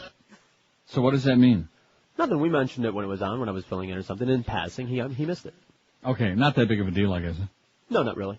Not as big a deal as the old people driving episode. Tempest, a burnt art architect, a peerlessly unhinged John Cassavetes. So he was a great actor. Remember him? Yes. Bad complexion. Tries to get away from it all in a seemingly idyllic Greek island. This extremely loose-limbed adaptation of Shakespeare's play Tempest in a Peapod. This pleasantly rambling portrayal of the middle-aged crazies is rather broad, even by writer-director Paul Mazursky's estimable standards. Boy, this is some real intellectual here, copying out of a book. But Cassavetes' wholly unpredictable performance keeps the considerable preciousness from ever getting too thick. Oh, I don't like it when they're too thick. He's aided by a uniformly wonderful cast, including Gina Rowland, Susan Sarandon, Molly Ringwald, and especially Raul Julia as a cave-dwelling, whacked-out lech of a goat herder. Calibanos. This is from the Palm Beach Troublemaker. So Tempest, let's get that on there. Got it? I got it. It was. How about the movie mediocre. Swingers? Never saw it. It says it's not about George. It stars Vince Vaughn and John Farvo. Miguel size. It's not obscure. Swingers? It's not. Now you tell me. I already said it. Yeah, put it in there. What is he? You don't know. You wouldn't know obscure. If Miguel heard of it, then it must be mainstream. No. I If it hit you on the earlobe, you still wouldn't know it. Pootie Tang's got 32. The Gods Must Be Crazy's got 16, which they showed at, what the hell's that artsy fartsy theater they used to have in the Grove? Oh, Christ. I don't know. I saw Rocky Horror there. Now Well, yeah, exactly. They showed that for like 20 years every night at midnight. I want to say some sort of a playhouse. Was it the Coconut Grove Playhouse or something like that? No. Maybe it was. I don't know. Ask, what's his name, that Queen, that movie review you Queen. ask him. What the hell was his name again? 5670560. He was Bill Cosford's good friend. Rest in peace. Boy, what a shame that is. You know what? Oh, man. That was the worst death in all of South Florida. Because he was a young guy. He was a great guy. And he was like young. We didn't even know he had diabetes. So any of you people out there that are fat, they're like on the verge of diabetic, every time you're going to put that next mouthful of carbohydrates in your puss, think about Bill Cosford. Diabetic. Well, he must have been like early 30s, wouldn't you say? Right. At least. Mid-30s. Great guy, former movie reviewer and general all-around good guy for the Herald. See, they actually have been good people who work for the Herald. Howard Kleinberg. I don't think he is on their payroll anymore. Nice going, Howard. Here's a call from New York. Hello. Hello? Yes, sir. Yes, I got one. The Duelists. The Duelists. Yeah. Ridley Is that Scott's like first movie. Who was it? Ridley Scott with Harvey Oh. Keitel and one of the Caribbean guys. Right, okay. Great movie. Okay, we got it down. Battle of Algiers. Yeah. That's a good one. How many you got? About 100? Nah, just one more. Go ahead. Heavenly Creatures. Okay, thanks. He could have probably gone out till midnight. You got put down whichever ones you like, because I never heard any of those. You ever hear of the Duelists? I saw Heavenly Creatures. Was that like actually. the Pianists? Heavenly Creatures wasn't bad. It's just a bizarre British movie. No, he liked it. I'm putting it on there. Okay. Don't be like, psychoanalyzing or one of these. If he liked it, that was the question. He's got his top 80 list. 5670560. Don't forget we got the Mad Dog at 2. The Humper is doing a show at Chula's today. The Ricky Williams show at the Clevelander tonight at 7 o'clock after the Dolphins barely in overtime eked out, squeezed out a desperate victory against the coma-inducing Baltimore Ravens. Man, that was really weak. Weak. Olindo Mare, on his 85th chance, Olindo finally kicked the game-winning field goal in overtime. Boy, he's getting really nasty, you know. He's getting pretty bad. He ain't no Adam Vinatieri, I'll tell you that. Meanwhile, of course, the Patriots shut out Dallas 12-zip and Bill Parcells. They zipped his lip. The big 8 to 10, only 2 hours of him tonight, thank God. Eddie K at 10 and Mark Eisenberg solo, 2 to 5 in the a.m. He's doing it solo. Although he is married, isn't he? Yeah. Mark Eisenberg has a wife? Sure. Oh, we shouldn't be too surprised because Eric's got a wife. Right. Children, both of them. They have what? Children. So they've been doing it then? We have proof. Well, Michael Jackson's got kids too. We don't know whose they are. And Tom Cruise. 1256 at 560 WQM. Shelley Bloom's Fashion Clothiers. They've been serving the men in South Florida for 40 long, amazing years in that same great location, 2650 Northwest 5th Avenue in the Miami Fashion District. At Shelley Bloom's, you'll find fine men's clothing from suits and sport coats, slacks, dress and sport shirts, ties, even shoes. Ask the good folks at Shelley Bloom's what the secret is to staying in business for the past 40 years. They'll tell you the 3 keys to their success are service, selection, and price. Simple as that. Giorgio Armani suits that sell from $1,395 to $1,595 are only $795 at Shelley Bloom's Fashion Clothiers. They even offer a fantastic, unbeatable selection of Italian suits starting at just $225 each. The selection is fantastic. The service is great. Thousands and zillions of suits in stock at all times, and the alterations are the best you'll find anywheres. Stop by Shelley Bloom's today. You'll find them at 2650 Northwest 5th Avenue in Miami Fashion District. They're open Monday through Saturday, 9:30 a.m. till 6 p.m. for the best, for the most beautiful stuff. You look like a real mensch, like a human being. It's Shelley Bloom's Fashion Clothiers in Miami. This is Sports Radio 560 QAM. Buttheads, it's the 1 to 2 hour.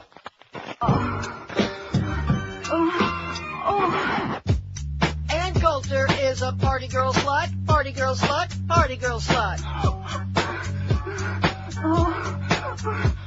Ann Coulter is a party girl slut, party girl slut, party girl slut.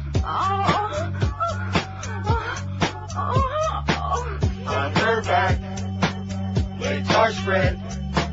Nazi snatch is good head. Nazi snatch, Nazi snatch, Nazi snatch, Nazi snatch, Nazi snatch, Nazi snatch, Nazi snatch. A camel toe, a camel toe, a camel toe, a camel toe, a camel toe, a camel toe. A moralist monster, a good girl who wants to be a media whore and prefers it on top quiver. You want more on this lady? Here's what I'll give you. She's got a book to read about slandering. Nobody knows more about slandering out with a big stupid mouth. Anyone to the left of Mangala, such a good Christian girl, you want to strangle her. Pontificating who she's hating, political pundit pontificating, sprawled on the floor and masturbating. A Republican skanky hoe. She's a federalissimo, making liberal a dirty word, you know, in a miniskirt showing camel toe. Ann Coulter knows what hate can be in a miniskirt that smells fishy. She's a tall drink of water on the side of Law and Order with a back alley look. If you like your broads taller, if you got the money, she'll spread those legs with a cigarette and a Chardonnay. Ann Coulter, political pundit, the angel of the right and an easy lady. That fucking bitch. It's a minute after 1. Happy Monday to you at 560 WQM. The Mad Doggy coming up at 2. Here's Alex who says on his fax, poll question for tomorrow. Who has the worst strip of sod glued to their head? Mo Howard or Panthers coach Rick Dudley? That's a tough one. P.S. If I hear Mo call Ricky Williams the dreadlock demon one more time, I may puke all over his muskrat. His tongue really gets around, says Alex. I thought he only licked Jay Fiedler's rectum ass. Now he gets it around. Tommy, is that our Tommy who says Strangeland? Yes, indeed. Well, I'll be damned. Thanks, Tommy. Tommy looked pretty good, by the way. He's starting to look human. With his new do. He's got a new do and a little doo-doo. Or no, I guess that was a Fat Boy left the old doo-doo. It's a dippity doo-doo. Yeah. So Al Franken writes, see, I bet you thought I was going to forget about this. I wasn't going to let you. Al Franken is #1 New York Times bestseller, Lies and I'm going to tell you something. I'm really getting, although they got a lot of time to fill, but, you know, this business rushes back on the air today. You know how many times they've had that on this hour on CNN? About 30, man. I mean, enough already, okay? Like, he really needs the free publicity. The people who get the most publicity, the Howard Sterns and the fat-ass Limbos of this world, they can't stop fawning over these people enough, you know? The rest of the people like us who need the publicity, hey, that fat bag is still on the air in Miami, you know, stuff like that. Whoever heard of you? You know, nobody. Which is probably just as well. Lies and the lying liars who tell them a fair and balanced look at the right. And to think that Fox went to court to try to stop the, oh my God, it changed the name of the book and the judge said, who are you kidding, man, you Nazi bastards, you? Are you kidding anybody? Tell Rupert Murdoch to stick it. Anyway. Chapter 2 in the Al Franken book. It's not that long. And the chapter either. Ann Coulter, Nutcase. I love this.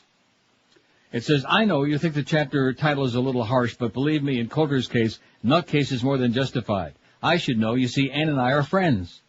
I personally wasn't aware of that myself until I read it in the New York Observer. They did a profile of Coulter when her bile-filled, relentlessly ugly bestseller Slander topped the New York Times list. And for some reason, I guess to establish her bona fides as just a lovable gal about town, she told a writer from the Observer that she was friendly with Al Franken.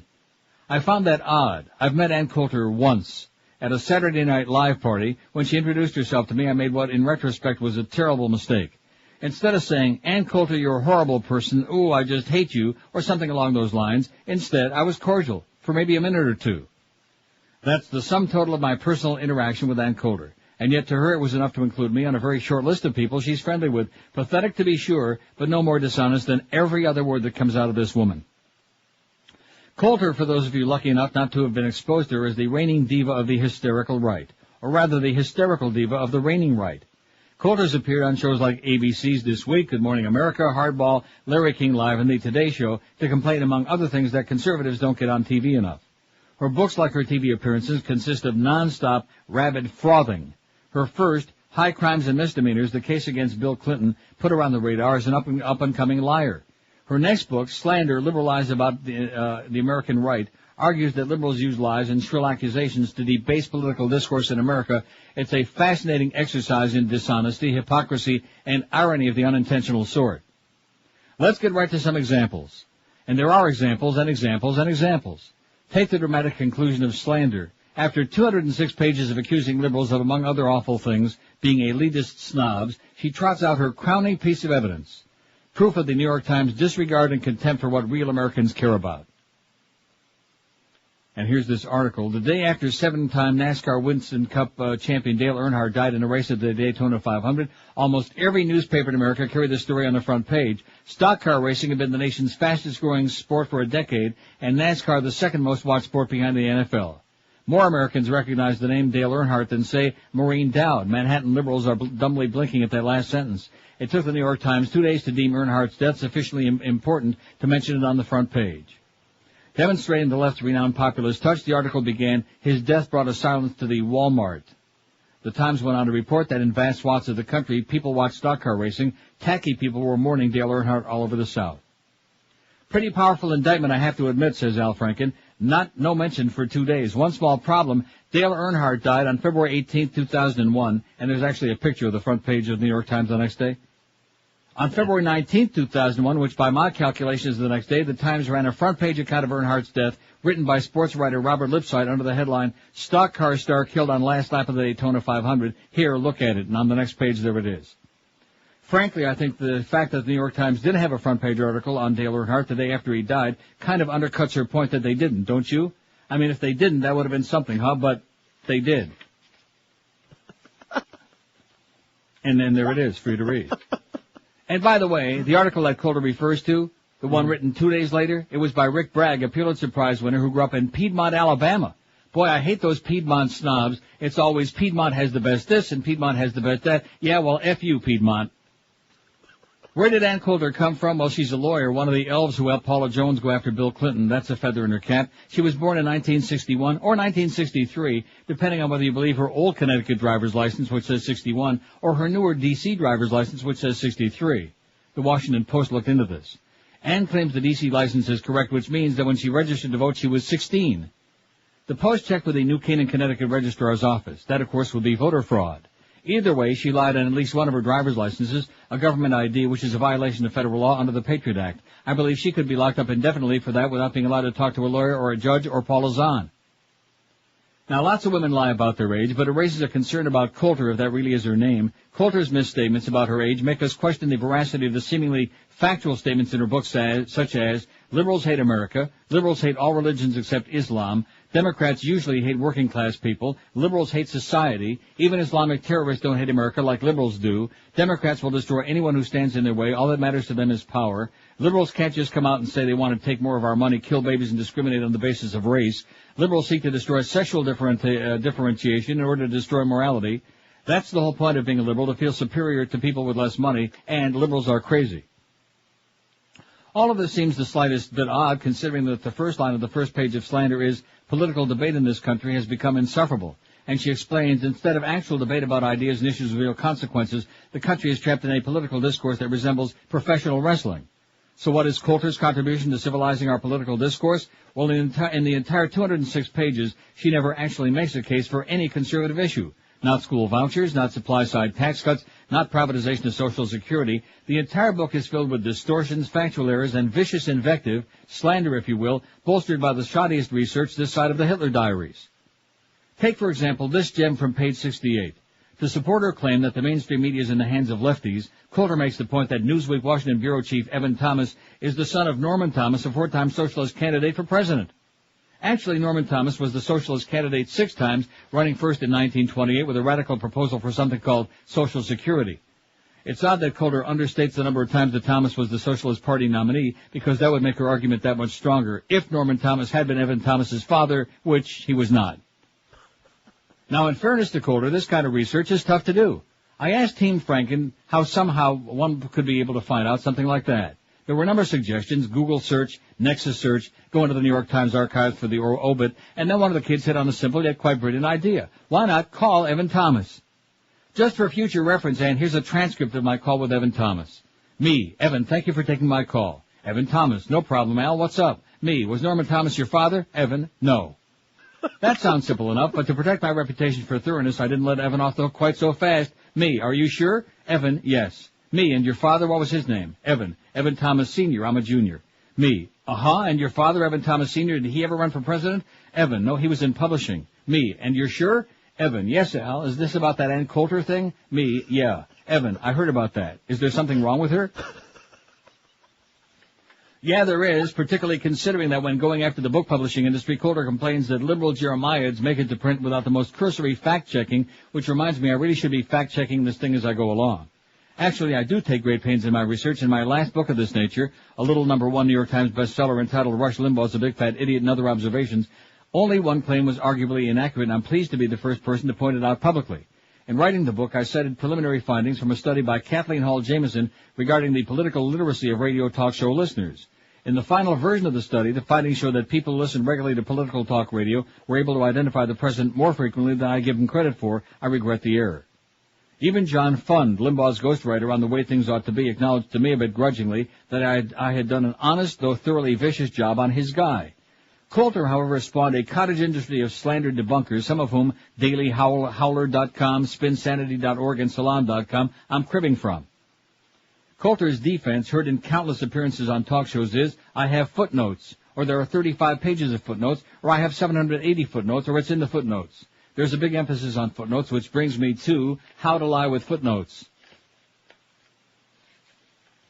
How to Lie with Footnotes #1. Don't have footnotes. Ann Coulter doesn't have 780 footnotes in slander. She has 0 footnotes, none, not 1 footnote. She does have 35 pages of endnotes. Footnotes are easy to reference. They're at the bottom or the foot of the page. Endnotes are much harder to reference. If you're using your footnotes to lie, make them endnotes.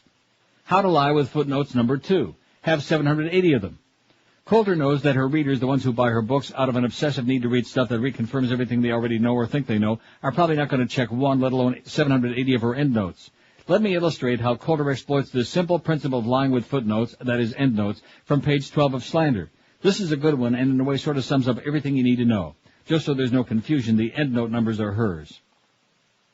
After Supreme Court Justice Clarence Thomas wrote an opinion contrary to the clearly expressed position of the New York Times editorial page, the Times responded with an editorial on Thomas titled, The Youngest, Cruelest Justice. That was actually the headline on the lead editorial in the newspaper of record. Thomas is not engaged on the substance of his judicial philosophy. He is called a colored lawn jockey for conservative white interest, race trader, black snake, chicken and biscuit eating Uncle Tom, house Negro, and handkerchief head. Benedict Arnold and Judas Iscariot. All this from the tireless opponents of tolerance. Okay, what percentage of Coulter's readers do you suppose read this and thought, my God, the New York Times called Clarence Thomas a chicken and biscuit eating Uncle Tom? I knew the Times was bad, but I never dreamed it was this bad. High 90s? And what percentage do you think bothered to go to the back of her book and wade through the endnotes to discover the quotes came from a Playboy interview with former Surgeon General Jocelyn Elders and from a black leader at a meeting of the Southern Christian Leadership Conference who was quoted in the New Yorker? The key here, of course, is sleight of hand. Editorial in the newspaper of record. Thomas is not engaged. That deliberately leads gullible readers to the conclusion that the Times called Clarence Thomas a colored lawn jockey. This should tell us a couple of things about Ann Coulter. First, she's dishonest, no surprise there, but more importantly, it shows the contempt she holds for her own readers. Let me do the break and then I'll just a couple more pages. Oh, man, I need a towel. Yeah. Hey, Ann, they're out of you, honey. Crazy bitch. 113 at 560 WQM. Imagine this. Imagine 0 closing costs on your next house. 0 application fee, 0 credit bureau fee, 0 discounted points. This one is the last mortgage you'll ever be needing. The revolutionary only one mortgage from Financial Group is what we're talking about now, with an interest rate amazingly low of only 1.95%. That's only $738 a month if you have a $200,000 loan.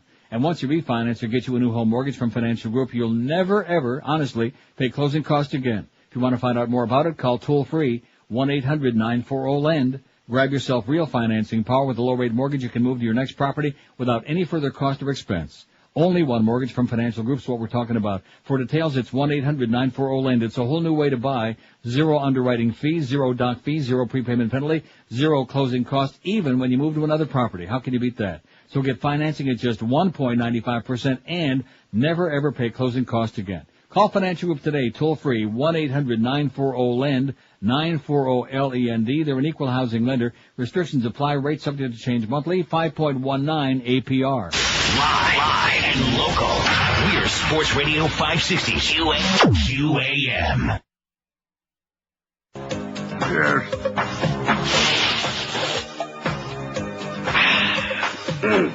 Hey, there we go. Hey, y'all, my name is Vance Eugene Thomas, President Bush's nominee for the Supreme Court. And you know, there's lots of people out there that think just I smoked a little marijuana when I was in college. Yeah, it wasn't nothing but a pen joint. Well, maybe a cigar side joint. I don't remember, y'all. that they don't think I'm fit to be on the Supreme Court. Yeah, I got the munchies. Let's do this quick and get out of here. I want to set y'all straight. When I start reviewing the law, I don't just review the law. Hell, y'all, I be toking. And I toke it to the east, and I toke it to the west, and I toke it while I look up Sandra Day O'Connor's dress. I be toking. Let's go burn one, y'all. All right, 117 at 560 WQM. Anyway, getting back to the Al Franken book, just a couple more pages for now. How to Lie with Footnotes, number 3. Cite a source, but totally misrepresent what it says. She really works this one into the ground. Early in the book, she writes, New York Times columnist Frank Rich demanded that Ashcroft stop monkeying around with Muslim terrorists and concentrate on anti-abortion extremists. Except he didn't. In the column written during the anthrax scare, Rich simply criticized Ashcroft's refusal to meet with Planned Parenthood, which has had years of experience with terrorism in the form of bombings and sniper attacks from pro-life extremists. The piece doesn't include the words monkeying or Islamic or Muslim or make any suggestion that justice abandons efforts against al-Qaeda. Coulter pulls this wild distortion, like so very, very many, directly out of her ass. Just another quick one. On page 118, by the way, when you see Coulter on TV, investigators never ask about anything past page 12. You got to give me credit for being able to stomach the entire screed. She writes that when the Media Consortium study on the 2000 Florida vote was released, it showed that Bush had won on any count. But the Washington Post story she cites says that study finds Gore might have won statewide tally of all uncounted ballots. The reason there are so many capital letters in that quote is that it's directly from the headline of the story. Don't you go to hell for this stuff? How to Lie with Footnotes, number 4. Use the any words written in a newspaper can be attributed to that newspaper technique. This can also be used to defame newscasts and magazines. To show just how much the media elite hates Christians, Coulter writes, for decades the New York Times had allowed loose associations between Nazis and Christians to be made in its pages. Statements like these were not uncommon. Did the Nazi crimes draw on Christian tradition? The church is co-responsible for the Holocaust? Okay, the first quote, did the Nazi crimes draw on Christian tradition, is from a 2001 book review. The Times reviewer, Paul Berman, was framing the question asked by the book he was reviewing, which is about 400-year-old play performed annually in Bavaria that portrays Jews as hateful and evil, which for the record we are not. The second quote is a quote of a quote from a 1998 Times article, John Paul's Jewish Dilemma. The writer from the Times isn't saying that the church is co-responsible for the Holocaust. He's quoting a critic of the church. In the same article, a Jewish historian is also quoted as saying that Pope Pius saved 750,000 Jews. You really have to keep on your toes with Ann. In her next book, Coulter will probably write, Al Franken says Jews are hateful and evil. Look for the end note. How to Lie with Footnotes, number 5. Overload a LexisNexis search. For those of you unfamiliar with LexisNexis, it's a state-of-the-art research tool, journalistic crutch. Like any powerful instrument, LexisNexis searches can be manipulated to produce misleading results. It's like a chainsaw, which can be used productively, say as a prop in a movie like the Texas Chainsaw Massacre, but also can be used for evil, such as an actual Chainsaw Massacre. Throughout this book, I use LexisNexis productively. In Slander, Coulter uses it to dismember the truth. Introducing the Overload LexisNexis search. On page 8 of Slander, Coulter refers to a controversial 94 Christmas Day speech given by Jesse Jackson on British TV. The New York Times did not report the speech, he complains. Checking the EndNote reveals her methodology. LexisNexis search of New York Times archives from December 94 through January 95 for Jesse Jackson and Germany and fascism in South America produces no documents. Well, yeah. A more reasonable search, Jesse Jackson and Christmas and Britain, shows that, yes, of course, the Times did run an article on December 20th about the controversy using excerpts of Jackson's speech, which was pre-recorded. Using Coulter's technique, I can prove that no newspaper has ever covered anything. For example, I can prove the Washington Times did not cover the incident in which George W. Bush threw up on a Japanese prime minister. At LexisNexis, search from January 92 for the Bush and Japan and prime minister and lap and cookies and toast produces no documents. How to Lie with Footnotes, number 6. Just make Schmidt up. From page 134 of Slander, even during the media's nightly flogging of Iran-Contra, Reagan's approval ratings fell only 5 percentage points from 80 to 75%. The EndNote cites a Christian Science Monitor article from January 7, 87. The article reports that in last month's Gallup poll, Reagan's approval rating fell from 63 to 47%. And remember, this is from people who are not only Christians, but also scientists. So that's how you lie with footnotes. Disgusting, huh? But it's not just you who think so. Even people Coulter considers friends say she's a lying bitch, a horror show of epic proportions, oh, the poor thing, and a bitch. That's chapter 2 from the Al Franken book, Lies and the Lying Liars Who Tell Them, a fair and balanced look at the right. It's a beautiful thing. That's great. He writes funny. Yeah, he is funny. Yeah, she pulled him out of her ass. Here's a fax from John who says, my favorite obscure movie is The Loved Ones with Jonathan Winters, a satire on the funeral industry. Haven't seen it in years, but it was great. See, there's a good one. Okay, never heard of it. Well, there you go. Perfect. We like Jonathan Edwards, right? Winters and Edwards. Yes, no. No, we don't like Jonathan Edwards. He's on the other side. 5670560, pound 560 on the AT&T line. What fairly obscure movie that most people probably haven't seen do you think is a must-see? Pootie Tang, 35. The Gods Must Be Crazy, 21. Helter Skelter, 17. Executive Action, 13. Bad Lieutenant, 12. Vanishing Point, 11. Sexy Beast and The Pawnbroker have 10 apiece. Moon Over Parador, 9. Army of Darkness, 7. See? Yeah, I know. Way of the Gun, 7. Very Bad Things. 7 Things to Do in Denver When You're Dead, 7. By Brian Greasy. The Swimmer, 6. Irreversible, 6. And it just, I hate that. Especially when I think I'm going to get through these. Boy and His Dog, 4. It should have more. Scorpio, 4. Breaker Morant, 3. The Swingers, 3. 2 votes for the Magic Christian Putney Swope, Walking Life, and Charlie. And the rest, really small potatoes. Let's take a call from Miami. Hello. Miami. Yes. Yes, sir. How about Sleuth? Sleuth? Sleuth. You think that was obscure? Oh, I thought so. I never heard of it, so it must be. Oh, okay. That was a good movie. No, it was a good movie, though. It was a very good movie. It was excellent. Okay, thanks, Pally. Okay. Put it on there. You never heard of Sleuth? No. Man, you are really slipping. Uh-huh. Back in the summer when we were doing this movie stuff, you almost had us convinced that you knew something. I've seen a lot more movies than you have, Sleuth. obviously. What? You're the one that doesn't recognize all these mainstream movies and you think they're obscure. I'm not interested in the mainstream. I like being on the outer fringes of mankind. Right. I've seen what most of you are like. Sleuth. Joseph L. Mankiewicz, director. Producer, Morton Gottlieb. Oh, too many Jews involved in this. That's why you didn't see it. Is that it? Schaefer and, let's see, who the hell was in it? Who was in it? Cast. Oh, very obscure people. Laurence Olivier and Michael Caine. Yeah, I saw that. It's a great movie. You never saw that? Nope. Is it good?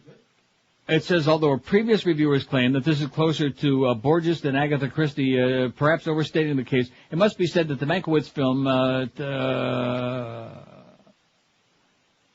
about a thriller writer's attempts to play lethal games with his wife's lover with admirable style and intelligence. Less a whodunit than a howdunit. Thoroughly entertaining, it says. Sleuth, that's a good movie. Very obscure. Laurence Olivier and Michael. Never heard of it. Well, Michael Caine's in all those obscure movies like Dressed to Kill. Right. Now, we'll put Sleuth on there, but I don't think it's all that obscure. But if you don't know it, it must be obscure, man. Right, because if you knew, what's her name, like I knew her.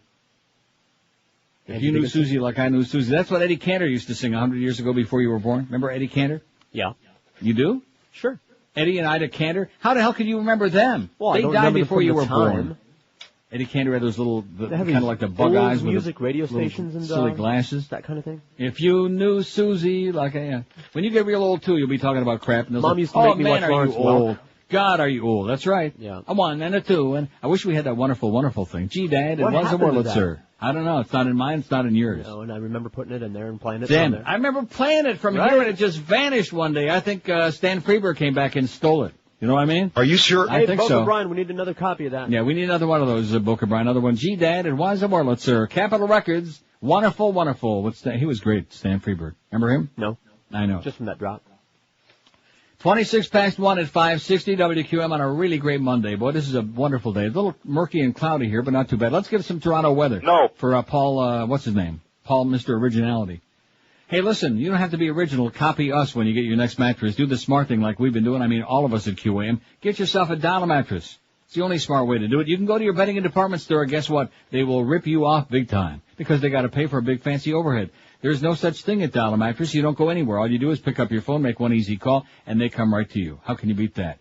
In fact, Dollar Mattress gives you no false promises, no bait and switch, just great unbeatable discount prices every day on the top brand name mattresses in the world, now even including Stearns and Bananas Foster. And when you call Dollar Mattress at 1-800-MATTRESS, you still pick the day and time for delivery, whenever it's going to be convenient for you when you're going to be home. Any to our windows, 7 days a week, 8 in the a.m. till 10 p.m., and guess what? They actually show up. Honest sales practices, fantastic service, Everyday low prices, same-day delivery, free setup and removal, and unbeatable combination. That's why Dollar Mattress is ranked the best in the world in customer satisfaction. Call them right now. They'll be knocking on your door in no time at all. 1-800-MATTRESS. 1-800-MATTRES for a great night's sleep for years to come. Or get more info on their website at mattress.com. Live and local. It's Paul Harvey. Stand by for news. A young woman named Rita, who was blessed with large bosoms, went to the doctor for her annual checkup. The doctor told her to remove her clothes and get on the examining table. Shyly, Rita said, "Doctor, I can't undress in front of you." Well, the doctor said, "Then fine, I'll turn the lights off for you. You undress and tell me when you're ready." A few moments later, Rita called out, "I've undressed, doctor. What shall I do with my clothes?" To which the doctor replied, "Just put them on the chair on top of mine." Now, page 2. Two cowboys, Johnny and Peter, sitting in a bar. One had asked his friend if he'd heard of any new sexual positions, specifically one called the rodeo. Peter said, "No, what is the rodeo?" Seconds, Paul Harvey. Good day. Boy, is he a hoot or what, huh? 1:30. Oh, I like that, too. 1:30 at 560 WQAM. Mad Dog's a half an hour away at 2 o'clock as the Dolphins have another big, pretty marginal win yesterday. Boy, just barely squeaking by with the skin of their ass. Whole bunch of faxes here. It says my nomination for today's poll is Medium Cool. Got it? Got it. The only film ever directed by famed left wing, Reed, commie pinko bastard, cinematographer Haskell Wexler. The movie concerns a vapid, brainless Chicago TV news reporter who gradually finds himself becoming personally involved with the growing radical movement leading up to the 68 Democratic National Convention. Wexler had filmed the protest at the convention. At one point, you can hear someone in the film scream, "Watch out, Haskell, it's real," as things really began to get hairy, and brilliantly edited them into the fictional part of the movie. The film also talks about the hand-in-hand cooperation of TV stations with the FBI and other branches of the Thought Police. The network handed their videotapes and reports about the ghetto crime and racial tension to the FBI to aid in their profiling of potential subversive, that is, suspects. The ending is also one of the most unexpected and ironic I've ever seen. It's a must-see for any true opponent of the right-wing American Inquisition that's been going on for the past God knows how many years. About 30, man. P.S. I don't know if you ever found out what Tappy Tibbins' third part of his Steps to Changing Your Life ever was. Part 1 and 2, of course, no red meats and no refined sugar. Oh, yeah, I think Part 3 was no more Rush. Wasn't it? No more OxyContins? No more hillbilly heroin? Apparently, Part 3 is written on a blackboard in one of the scenes. It's freeze. If you freeze frame and find a way to blow it up, you can see it. Part 3 is no orgasm. Tappy wasn't kidding when he said Part 3 would drive most people crazy. As for me, no red meats and no refined sugar is one thing, but no orgasms, I'd rather stay fat, says Mark. Squirt, squirt. Squirt, squirt.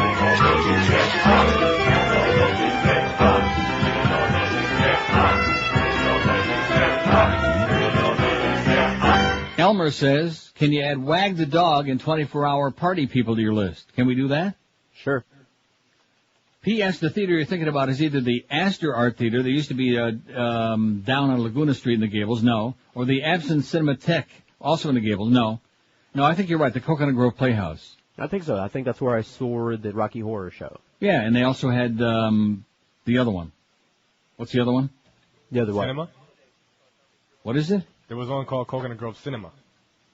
Was that it? Some callers. That sounds good. Oh, boy. Well, they had the Gods Must Be Crazy. It was like a fag place, you know, so it must have been the Grove. Artsy-fartsy? Artsy-fartsy faggy. Anyway, here's, I can't think of that name of that guy, the one who used to be on WNWS with Bill Cosford. Rest in peace. Big Wilson? The Screamer, that silly-ass movie critic. I want to do a gay talk show. I'm not gay, but I want to do a gay, yeah, Screaming Queen. In fact, Closet Queen. I can't think of his name, probably just as well. The Kentucky Fried Movie, brought to you by the same folks who brought you Airplane, Zucker Abrahams and Zucker. That's obscure. Kentucky Fried Movie? Bigger than life. Bigger than life? It's old. I mean, I've heard of it, made in 1977. It's old. It's been everywhere. I saw it in the Brian and Mice is highly recommended. Put it on there, the Kentucky Fried Movie. No, you see, it's 26 years old. Don't you understand? Don't you get it? Yeah, I get it. If you were to go out and say, well, name me some movies from like the middle or late 70s, nobody would say that. Nobody would know that. They would? Albert in Miami says, how about Morituri with Marlon Brando and Yul Brynner? A 62 movie about a German load with escaped Jews. A German load? Squirt, squirt. Oh, do I have some wonderful lines for that? Yeah, I've seen a few German loads. Well, what does that mean? A 62 movie about a German load with escaped Jews? There's a gang rape scene where a woman is raped by men in exchange for something. Gang rape is funny. Oh, yeah, I was just gonna... Oh, man, that's bad. This is better than sex. Okay, calm down, Mo. Just calm down. Absolutely. Well, a whole weekend I never saw him, even smelled at him once. That was so great, man. Nice timing. I got it down to a science now. I know just what time he blows out of there. Let's see. Pootie Tang is winning. Now, did you tell me that's a good movie, or just that it's... I never saw it. It's a... Yeah, there you go. Thank you, Miguel. It's a... Okay. Well, let's go. It's a young, hip, black movie for Chris Rock. Oh, like I said. Oh, Chris Rock. Oh, well, I like him for about 2 minutes at a time. I like him. You know? I'm not He's blind to funny. him. He's very funny, but I like him about 2 minutes at a time. And Will Smith's wife. Oh, no. Mr. Smith. Anything connected to Will Smith, I don't want no part of. Pootie Tang 36, The Gods Must Be Crazy 25, Helter Skelter 17, Executive Action 13, Bad Lieutenant 13, Sexy Beast 11, Vanishing Point 11. I'll only do the double-digit ones. Pawnbroker 11. Things to Do in Denver When You're Dead by Brian Greasy 10, Moon Over Parador 10. I thought Parador was like one of those places that Laminates of Us has, isn't that? That's like at the bars, they have a Parador at the front. Oh. And does Faye Wayne walk through them? Does she swish right through them doors? 5670560, pound 560 on the AT&T. Oh, that's a great scene in a cafe. You remember that? Uh-huh. In La Cajafol? Sure. And he's eating his, the biscuits with the, well, anyway. You had to be there, I guess. Jacob. Now here's a call from, I'm sure it must mean Ormond Beach. You got Mormon Beach. Yeah. Ormond Beach, hello. Well, there's not too many Mormons up here. I doubt it, yeah. Except Donnie and Marie. Yeah, they make a pass through. They got to do something. Yeah, you're right. But the obscure movie I had was Blood Simple. Blood Simple was a very good movie, but was it really obscure? It was kind of obscure. It was one of the first Coen Brother movies. More obscure than Moon Over Parador. Okay, then we got it. I thought it was damn good. Yeah, and was Mayfair in the Grove the theater that you're talking about? That might have been it. Hotel, I don't think so. That's still there. That might have been it. There was also a theater called Mayfair, but... Yeah, I know that. That was a long time ago. That might have been it. Listen, 100 years ago, who cares? Right. Thanks a lot, Pally. Have a great day. Bye. So I didn't know that you had seen Blood Simple. I beg your pardon? I didn't know that you had seen Blood Simple. Why not? I don't know. Never mentioned it. Why? Am I not that simple? Or am I not that bloody? But if you like that, then you'll really like Fargo, made by the same people, and even better. Oh, with William H. Macy. Indeed. I was reading about him, about how he's a real sex pot. He's got all these broads hanging on his ass. With that frog face? Well, he's in movies. Well, whatever. That's right. He's, let's see. What am I looking for? Blood Simple. Right. Here's Blood Beach. Blood from Mummy's Tomb. Yeah, I saw Blood Beach. Oh, I thought this was going to say Blood from Mummy's Womb. It's Mummy's Tomb. Thank God. Wouldn't that be bad? Blood, boy, there's a lot of bloody movies, I'll tell you that. Blood Reincarnation, Blood Red Roses, Blood Red, Blood on the Sun. Blood on the Sun. Yeah. Never heard of it. With Sylvia Sidney, Jimmy Cagney, Wallace Ford, Rosemary DeCamp. Oh, man, that's for us old farts. I love those. Book of Brian squeezing it. What am I looking for? Blood Simple. A Coen Brothers movie. Here it is. It says Joel Coen, Ethan Coen, and Jeff Coen. Starring, who the hell was in it? Francis Starring McDormand, I think. John Getz, Francis McDormand. Also in Fargo. Dan Hedaya, M. Emmett Walsh, Sam Art Williams, and Deborah Newman. Highly enjoyable film noir in which a Texan bar owner hires a seedy private eye, first to spy on his wife, then to kill her and her lover. Yeah, I saw it. Instead, the Eye, a marvelous performance from Walsh, having collected his fee, executes a variation on the contract.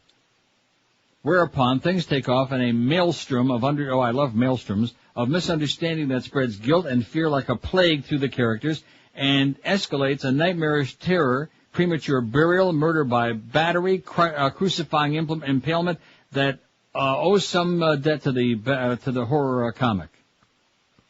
What does that mean? Owes some debt to the horror comic? A remarkably sure debut for the Cohen, formerly assistant editor on The Evil Dead. Okay, excellent. There you go, Blood Simple. I saw it a long time. What year is that? I'm not sure. You have the Well, book? now I got to find it again. See, that'll kill some more good all time. Don't close the book like that. 83. See, 20 years ago. Yeah, I seen it. Well, watch Fargo next. You keep telling me to watch Fargo, and then everybody else is not No, they not don't. that good. No one else has ever said that to you. Everybody said. I think Boner Boy told me that. Like I said. Like I said, I'll go out and get it today. Live and local. This is Sports Radio 560. QAQAM. Howard from Boca. You can kiss my rear end. For years, you've trusted Schmuckers to bring you 100% pure fruit in our delicious jams and jellies. Well, turns out we lied. So that means we're introducing a brand new line of products just for those whiny, nitpicking bastards who demand truth in advertising. It's our all-new, court-ordered products from Mother Schmuckers. Yes, they're sort of strawberry, got some grape, and practically peach. And just like you, they're all a bunch of Mother Schmuckers. So, for all you who've got nothing better to do than analyze jelly, you can all eat this. With a name like Mother Schmuckers, it's gotta be food. Mostly. Little known fact, I bet you didn't know that, Mason Adams, who always did those Schmuckers spots? Yeah. He was so closely associated with Smuckers that they named the jar that they hold the preserves in after him, Mason jar. Is that true? No. Okay. I was going to say. I just made it up out of my sick mind. Things like that come to my mind all the time. I probably need to get some help for that. Anyway, a whole bunch of faxes. I tell you this poll would go over big, didn't I? And you know what's bothering me, though, now? Is so many movies to see in so little time. I got Sexy Beast in there, which I guess I'm going to have to watch. And just a lot of these sound really interesting, Mm-hmm. I mean, and even some of the ones that I've already seen, like Blood Simple, I want to see it again. It's a keeper. It is.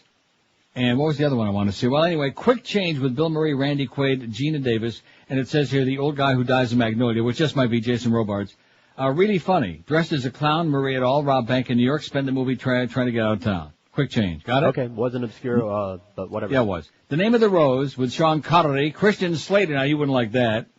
Medieval Monks, Sean Connery and assistant monk Slater track killer of other monks. It's all about, I wonder if they used to eat at the Monk's Inn. Oh, I love that. Not a bad movie, also not obscure. It's also, but fairly obscure, okay? Fairly, okay? Let me say it again. Do you think most people have seen The Name of the Rose? No. Let me read you the poll question again.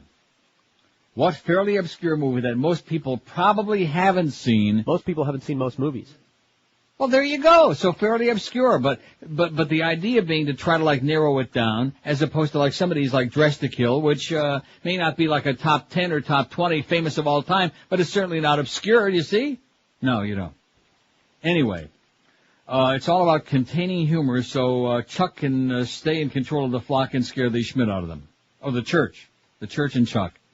Also, the great race in which Jack Lemmon tells Peter Falk to push the button, Max.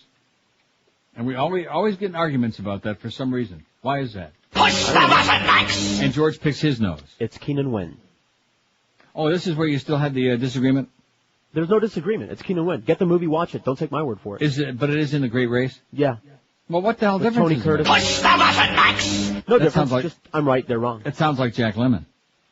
Wait a minute. Push the button, Max! That's Jack Lemmon. I mean, it might be Keenan Wynn says it in the movie, but that's Jack Lemmon. Push the button, Max! That's not Jack Lemmon. Are you serious? Push the button, Max! Push the button, Max! Push the button, Max! Push the button, Max! I don't know. You understand that I lifted that drop from the movie, The Great Race, starring Keenan Wynn. Yeah, but maybe Keenan Wynn and Jack Lemmon look so much alike. I don't, aren't there more important things to argue about, where the hell am I going for lunch? I think so. Let's see. Sean. Oh, listen, I got news for Chronic Sean in Hollywood. You know, that lengthy poll he sent last week and he got all bent out of shape because he didn't write. He likes me to hop to, or 2 weeks ago he sent it to me about the number one bad idea of the last century. Oh, that's right. You weren't there. You I don't know. No, you were there. It was 2 weeks ago. Okay. What is the number one bad idea? For example, he's got like Neville Chamberlain, the Munich Agreement, Peace in Our Time. Red Sox owner selling Babe Ruth to the Yankees to finance a Broadway show. Chris Darden, let's have O.J. trying the gloves. It's good. Okay. And I got a few other ones here too that we'll put on there. I like that.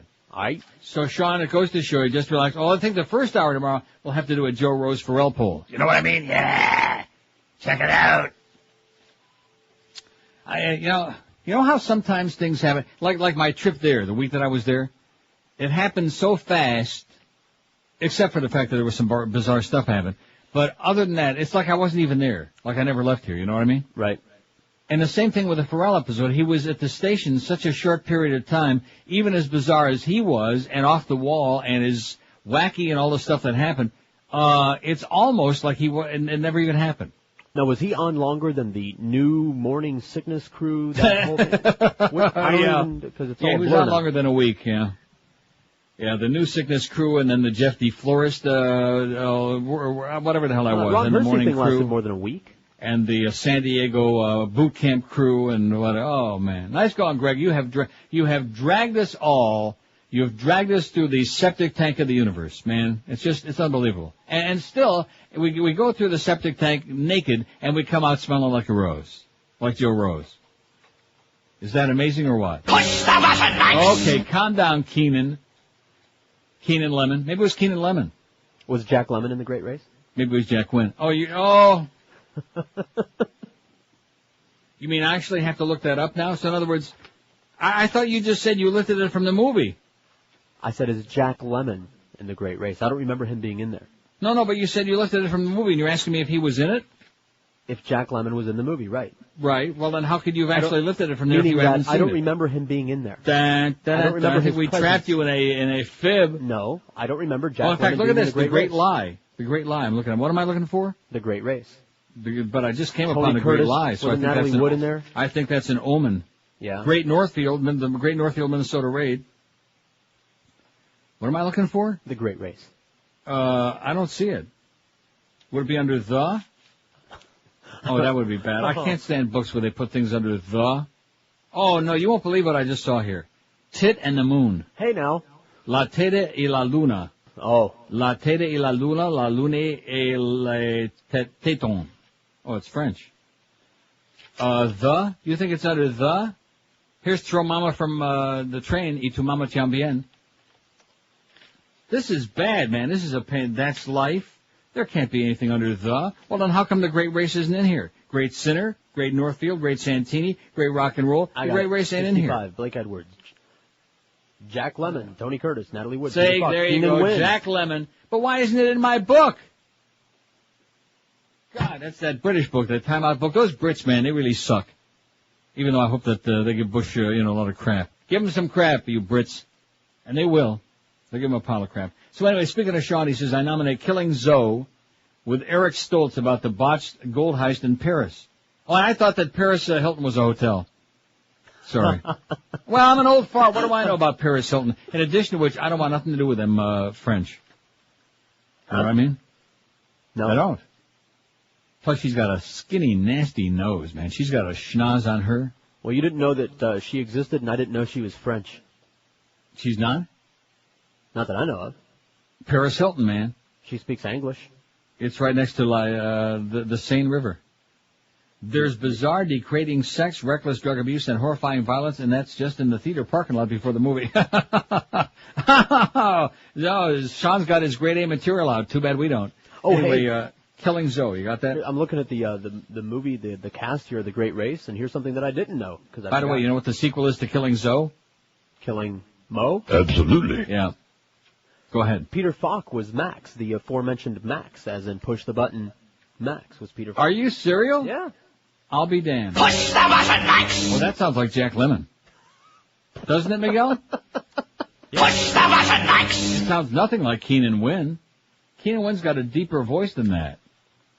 Keith in Boca says, just heard what you read from Al Franken's book, blah, blah, blah, blah. 2 movies for the poll. The Princess Bride, a great comedy that just never took off, has become somewhat of a cult movie. The Princess Bride.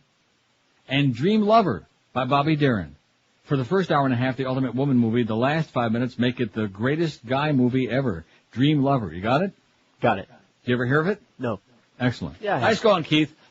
In Boca. Meanwhile, Pootie Tang is leading the pack.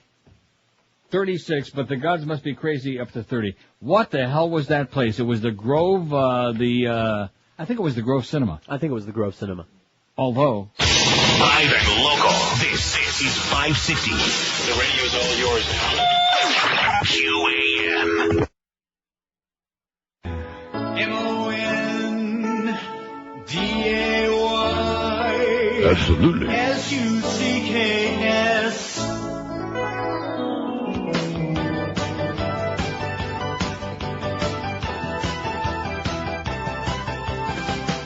Amoco, BP, Bechtel, Ellen Shell, Halliburton, Unical, Chevron, and GE. Oh! Northrop, Enron, MCI, WorldCom, Baker and Bots, KLR, and Care McGee. Oh! Kellogg, Brown and Root, Carlisle and the Rendon Group, Murder Docs, Fox News, and Reuters, Some Young Moon.